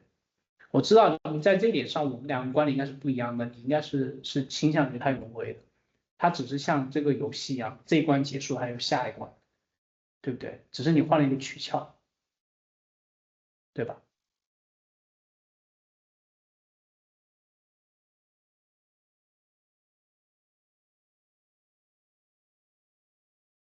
可以这么说，也可以不那么说，因为今天太阳落山了，你会觉得这是终点吗？你知道太阳会再起来。今年是冬天了，你会知道。但是有一点，如果说这是我第一次见识太阳落山，我有可能觉得它就是世界的终结。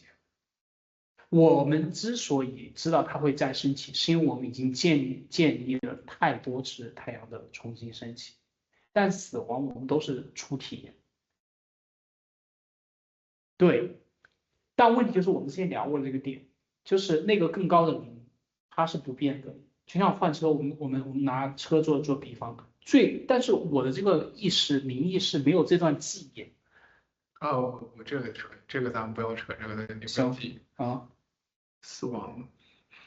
就是我一直也许我在给你类比这种感觉，就是我知道你可能接受不接受也好，我一直在给你类比，无论是工作也好，甚至我说我马上在波士顿要结束了，然后我公司要我2个周之内搬过来，而且公司就给我从周二得到这个消息，周六就给我订了个周六的机票。然后，如果我有2个周，我可能会像你说，让我先给第一个周跟老朋友告别，然后想见的人见一下，然后再走。但是1个周太着急了，我没有见老朋友，我就是匆匆忙忙的准备走，每天也是在小红书看到在西雅图生活是怎么样的，怎么样的，怎么样的。就是可能就是咱们两个区别，就是你觉得死亡是结束，所以你只取了第一版本，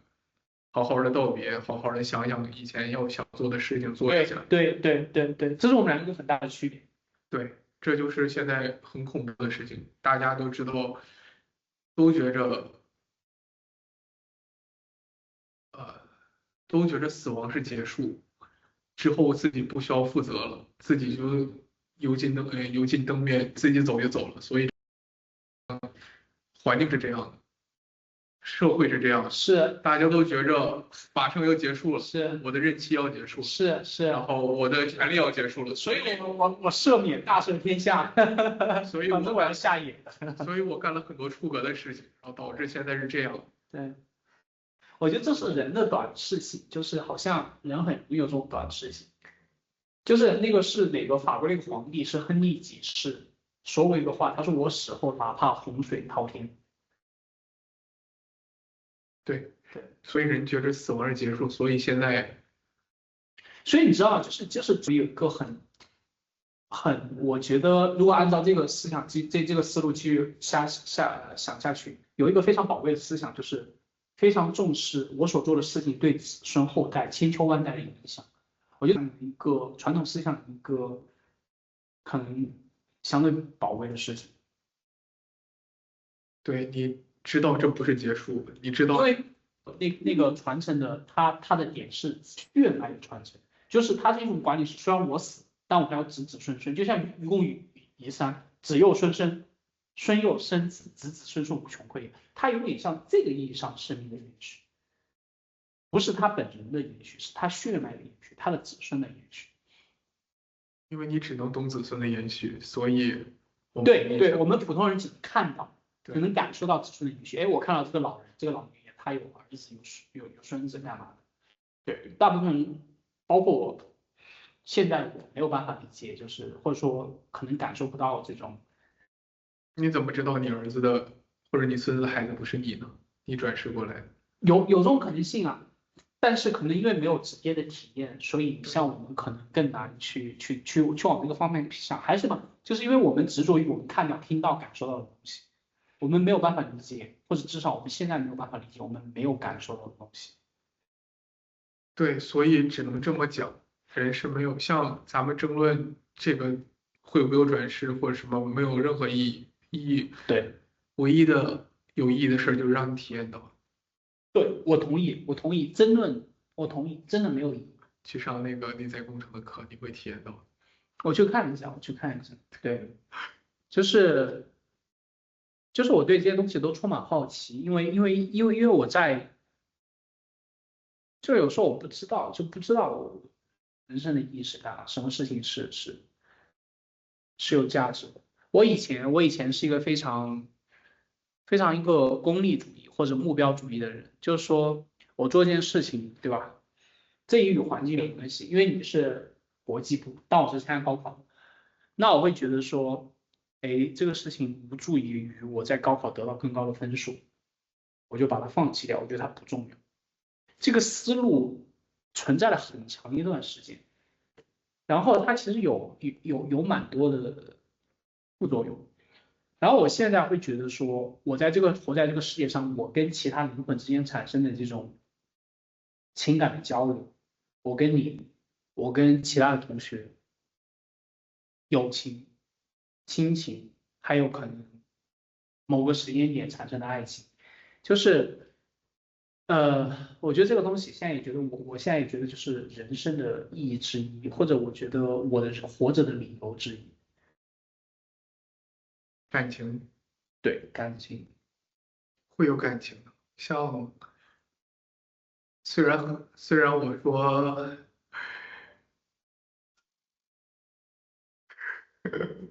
我在初中的时候有喜欢的人，有一堆玩儿的朋友。嗯，我上了高中又有喜欢的人，有一堆玩儿的朋友。对，我去了扬州又有喜欢的人，玩了一堆的朋友。大学也是，然后大学哪怕是好几段喜欢的人，玩了一堆的朋友，然后到波士顿也是，波士顿我来最近的嘛，西雅图刚来的时候啊，边在那收拾东西边哭，我的朋友要走了，然后我也没时间见，然后我寻思未来又不知道怎么样，我多想，什么，哎呀，多想有一个安稳的日子，就这样，要不找一个人好好的生活算了这样的。但是一来这儿，我只来了2个多周吧，3个周，我又有认识了新的朋友，然后干着完全不同的事情，然后又有不同的同事，然后今天我又去做瑜伽，又有一个新的一个 meditation group，然后慢慢的我也开始，我可能马上又有新的喜欢的人，又有新的交流的人，这样的。人总是对未知的事情很，怎么说呢？未知的东西很恐惧，所以恐惧想要抓住现在的。那你会忘不了过去的我们？你会忘不了你的初恋女友吗？你忘不了，你只要能忘一个记忆深刻的人，所有记忆深刻的人，无论是你是什么关系，都可以，你不会忘他，但是你也不会因为想起他而难过，因为没有，如果你想起之后还会难过，说明什么？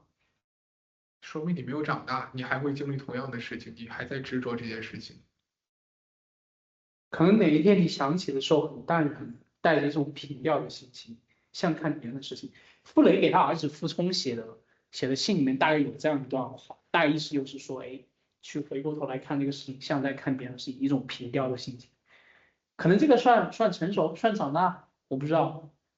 因为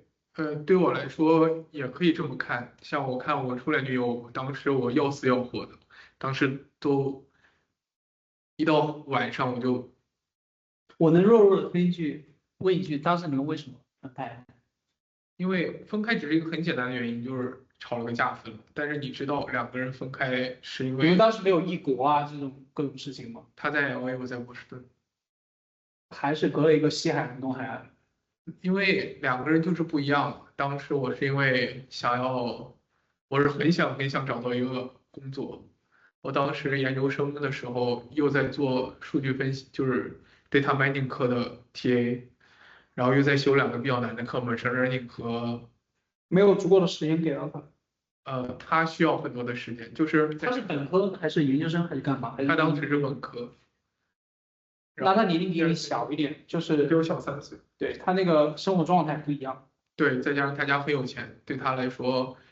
上一个什么样的大学、研究生，家里人都可以帮他安排。对现实生活你们的这种需要做的事情或者需要追求的东西不太一样。对，而我是一直在当时疯狂的找工作。对你有那种生存压力，他可能不太一样。对，然后他更多的就想要一个人公主般恋爱的感受，就是很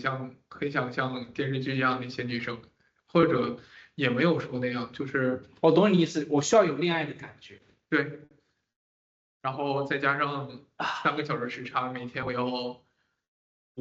都12点多凌晨多了，他才睡觉，然后我第二天又要去上课，然后又做 TA，然后又要找工作，又要忙，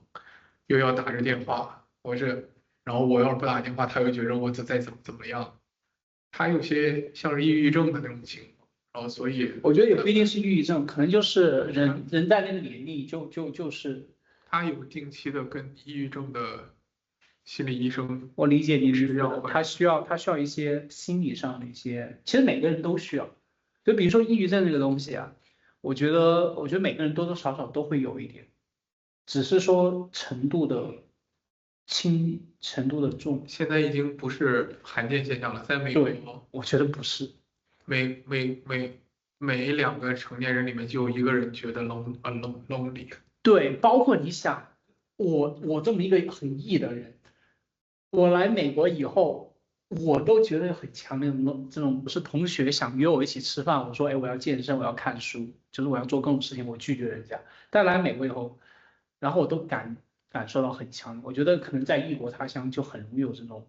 孤独的感受。美国人也有这样的感觉，就是没有什么坚守的东西，反而是都在宣传你追求的东西，在给你对，宣传一种生活状态，但是没有让整个社会、整个社会、整个民族吧都没有让你有一个什么坚守自己在心里面的东西。如果要从这个角度来讲，我看，那我觉得他基督教的那个就是这种 Christian，他们所强调的这种爱。好像会一定程度上弥补这个东西，就他们很强调，比如说爱这个东西。都在，我基督教聊的少，但是无论是我觉得教会也好，我们的瑜伽也好，然后那些佛教也好，什么东西的，他们都在强调你的品质。你可以做任何事情，但是你不要追求外在的事情，丢掉你内在的一些正直的一些品质。对，我觉得这个东西是一个很，其实跟我们的这个商业社会所接受到日常宣传是不太那个。我为了钱，我甚至可以去对对对做任何没有对下限的事情。对，就比如说，哎，我们一打开这个社交媒体，这个人，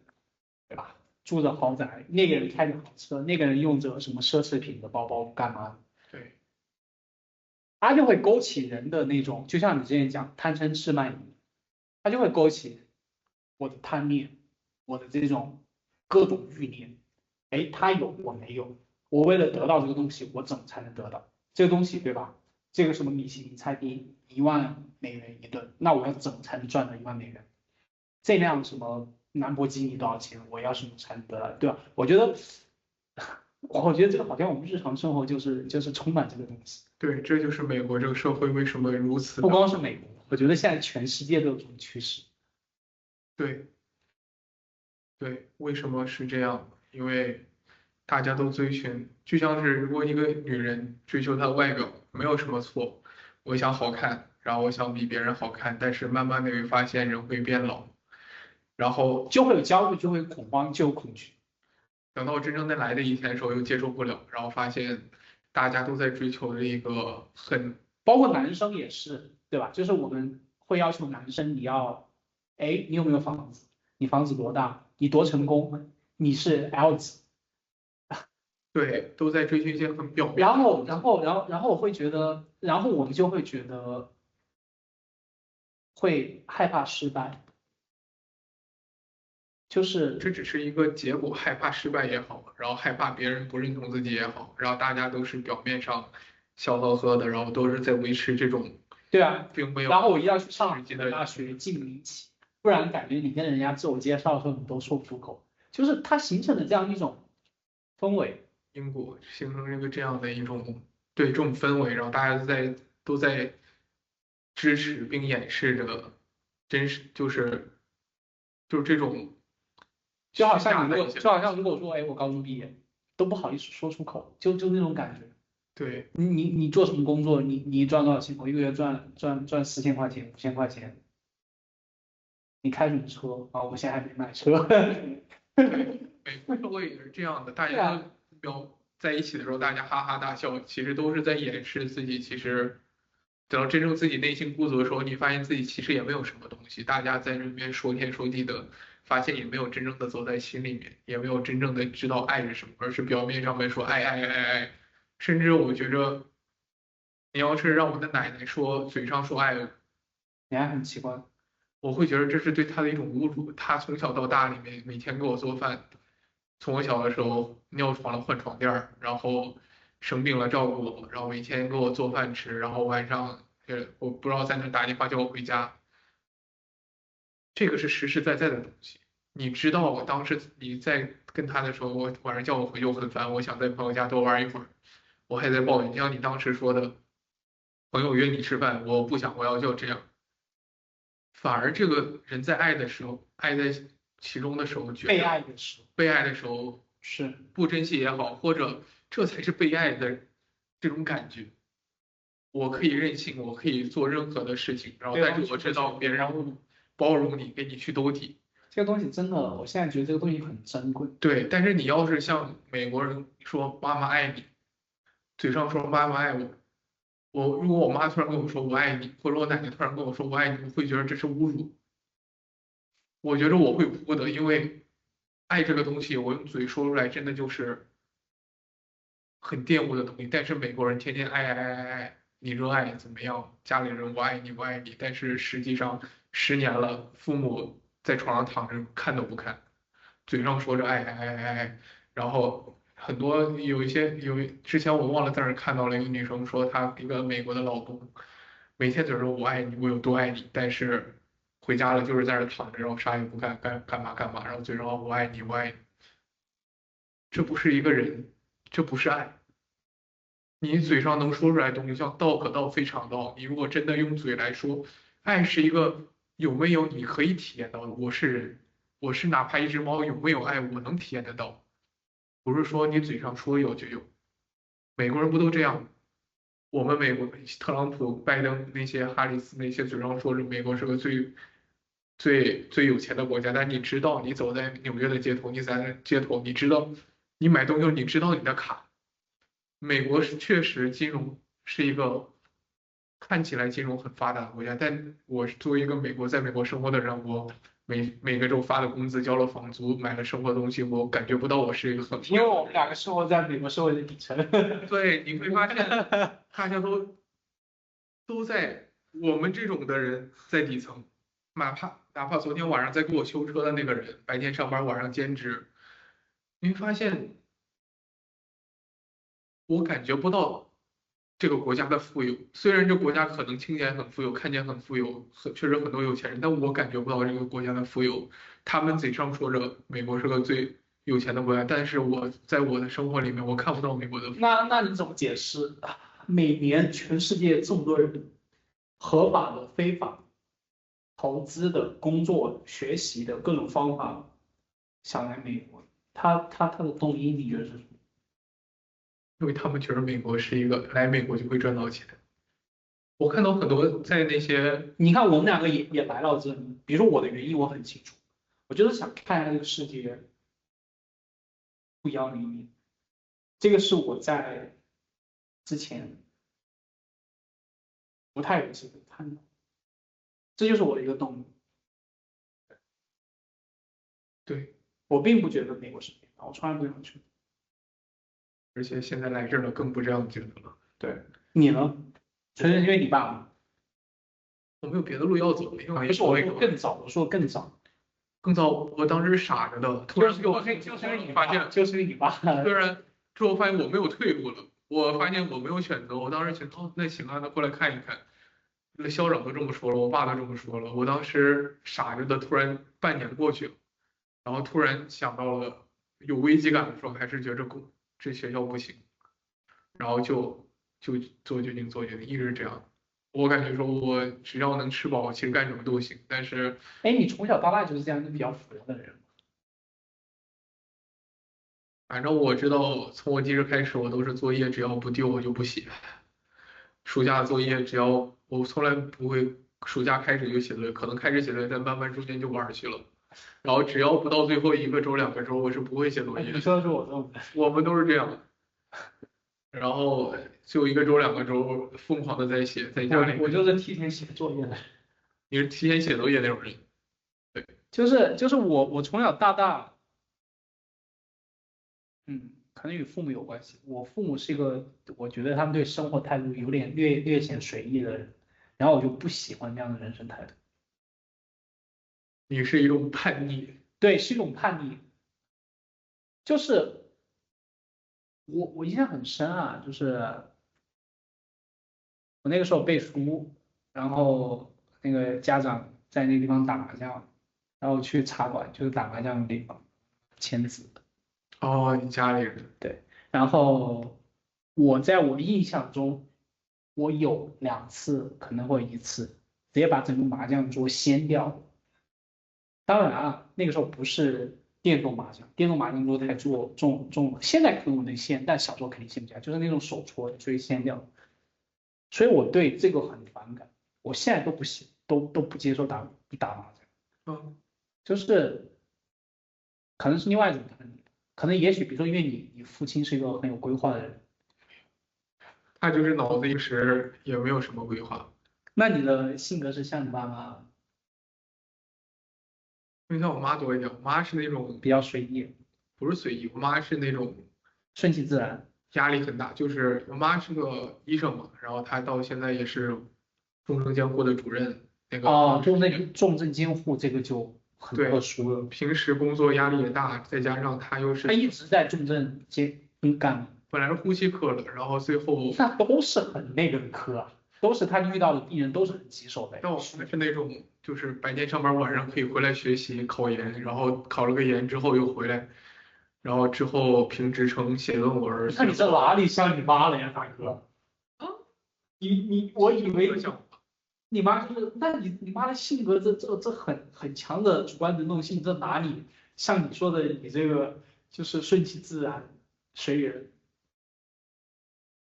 我也没有随缘吧，我顺其自然是，就是我学习这我也不知道，我爸更像是每天游手好闲，他是个做生意的，所以吹的说的很多，但我也很奇怪。就是不太像他们。像我很清楚的更像我妈多一点，但是我又是再怪过久了，可能又有自己的性格了。当然了，包括我们也是，我们就是你像我17岁读大一，然后开始去大学里面，离父母就比较远的，就那个我觉得都会对性格产生一些影响吧，就是因为后面就受到各种各样的人的影响，来来去去，对吧？朋友、师长，然后这种各种的影响，包括我们所接受到的信息的影响、环境的影响，然后形成下一个特性。我觉得这个事情这种蛮有趣的吧，就是有时候就像你刚刚讲的叛逆有种逆反，就是比如说，哎，我有些朋友，他们的父母世俗意义上很成功，对小孩有很多的期望，然后为他们规划了很好的前程，然后他们有些可能就会想跳出那种规划。然后也有，比如说父母没有很好的想法，然后小孩需要自己去走出一条路来，然后又会有一点点失落或者一些遗憾，父母没有给自己提早指出一条所谓的康庄大道，让自己少走一些弯，好像怎么都不行。命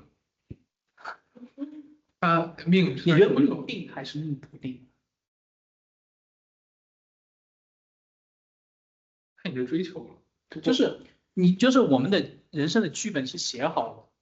像一个小说一样，我在读第一页，在翻开这本书之前，我就已经知道结局了，还是说，其实是知道，就是我不知道回来与其会发生。因为你得看你能定到什么样的细节了。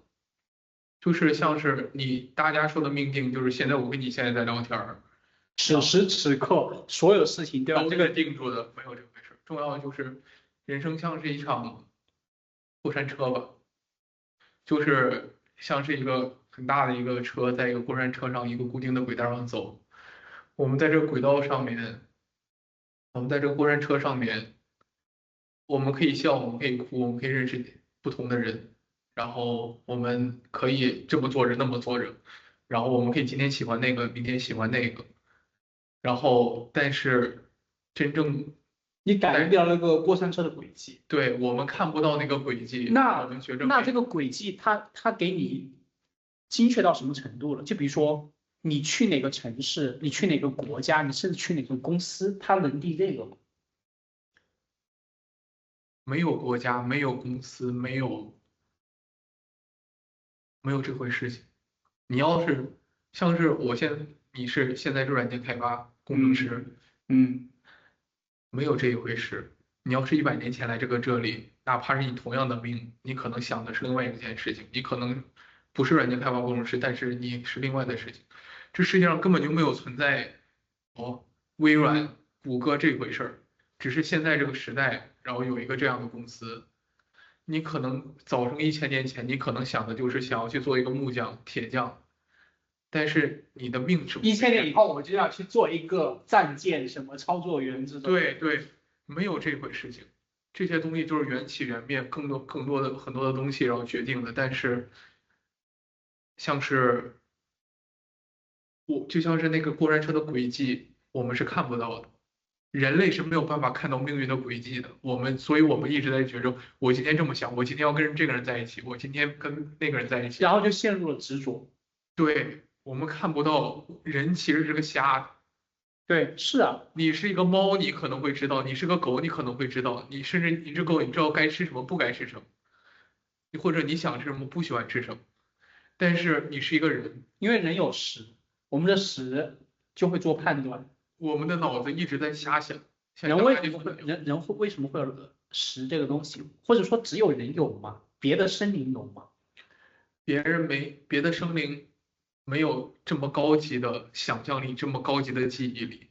就是因为这个识的能力太强了，所以干扰了。所以一直我们控制不住，一直让这个时来支配着。就是因为这个识太强了，是吧？不是太强，是我们控制不住，没有说强不强，是控制不住。别的生灵能控制他的识吗？他们很低级，是对啊，很低级。对啊，就是因为他的识比较弱势，我们的识太强。不能这么说，这个太对不起，造口业，这不能这么说。你会发现，一只猫，它就是知道那点事情，就是今天我在这个上面躺着，明天我去那个躺着，我今天在哪拉屎吃饭，之后就睡觉，他会有焦虑吗？会有焦虑，但是它的焦虑不像是人这种焦虑，是因为凭空想象的焦虑。我觉得人能想象虚构的事情，既是一个很大的礼物，礼物，也是一个很大的背负。背负是因为我们没有做任何的投入到练习，就是控制我们的头脑方面，控制我们食的方面，所以我们一直受他的奴役。OK，就是今天，因为像是你小时候，基本上多少岁有些家教就是不允许饮酒，不允许早恋，不允许这个，不是因为这个事儿是有什么问题，重要是因为我们在那个阶段成长的阶段，我们承受不了那样的。对，现在的小孩在刷抖音，女人真就看，然后一看玩一天，手机一玩一直在一天。想这个问题，就比方说成人网站这个事情，他只问你是否年满18岁，我就是8岁的小孩，我也给 yes，然后我就进去浏览成人内容。我一直在想，我一直在想，是美国人怎么理解这个事情？他们没有理解，他们是想怎么赚钱，甚至小孩儿拿着大人有抗知道不该买这个东西，然后没有钱要规划好事情，但是如果他们他里的小孩儿，小孩儿要大人心疼小孩儿，然后给小孩儿买，然后大人怎么样，不要跟着美国人的思路走，就是你要想过得好的生活，你要想不孤独，你要想过得一个有意义生活，先从自律开始，先从坚守开始。你说的这个自律的是什么东西？不要跟着，就是美国人没有办法，他们很多人他们不知道，就是什么好吃是什么，什么便宜吃什么，或者薯条、炸鸡。我知道我来自一个民族，我从小的这个民族，我们有自己的食物，我们知道有一些我们需要坚守的东西，我们知道家庭的重要性，我们知道整个文化，整个文化的一个东西，9年义务教育，然后教的东西，虽然很多都没用，但是对我的重要一点就是他教会了我要沉下心来去学习。虽然有竞争，然后我还是要努力，然后还是要静下心来去学习，然后为了生活，就为了马上要考试，我今天不玩游戏了，我今天就好好复习。美国人没有这样的，你会发现美国的教育答案可以当成卖答案的公司可以上市，你说的你说的是那个公司是吧？对，卖考试答案的公然可以买。我考 Author Certificate，一个公司就是原题在卖。我知道，他并没有，就是一个人，尤其是从青少年的时候，可能12岁到24岁之间，就是要收住自己的心，管住自己的自律，应是平原走马，易放难追。就是要吃苦的时候，说句白话，就是你要投入到自己的，无论是锻炼也好，然后学习也好，你把自律、勤奋、踏实带入到自己的生活里面，而不是把想着怎么样去变，就是找个女朋友，想着怎么样去生活带着，就一个人在青少年的时候，如果没有建立好这个根本，就像价值观，一个价值观，然后必要的一些学习啊。努力啊，勤奋啊，如果这个东西在一个人的这个年龄段消失了之后，这一个人这一辈子可能不太会有太大的收获，就算有大的一些福报在等着，你也承受不了。有点像就是建一个房子一样，你给它打地基筑基的那个过程。就像是你种一棵果树，刚开始可能很小的一个果树，它就开始结果。一般真正的那些果农想要把它培养出一个结很多果实的果树，他会把那些果实给剪掉。只要有一些果实出来就剪掉，这样这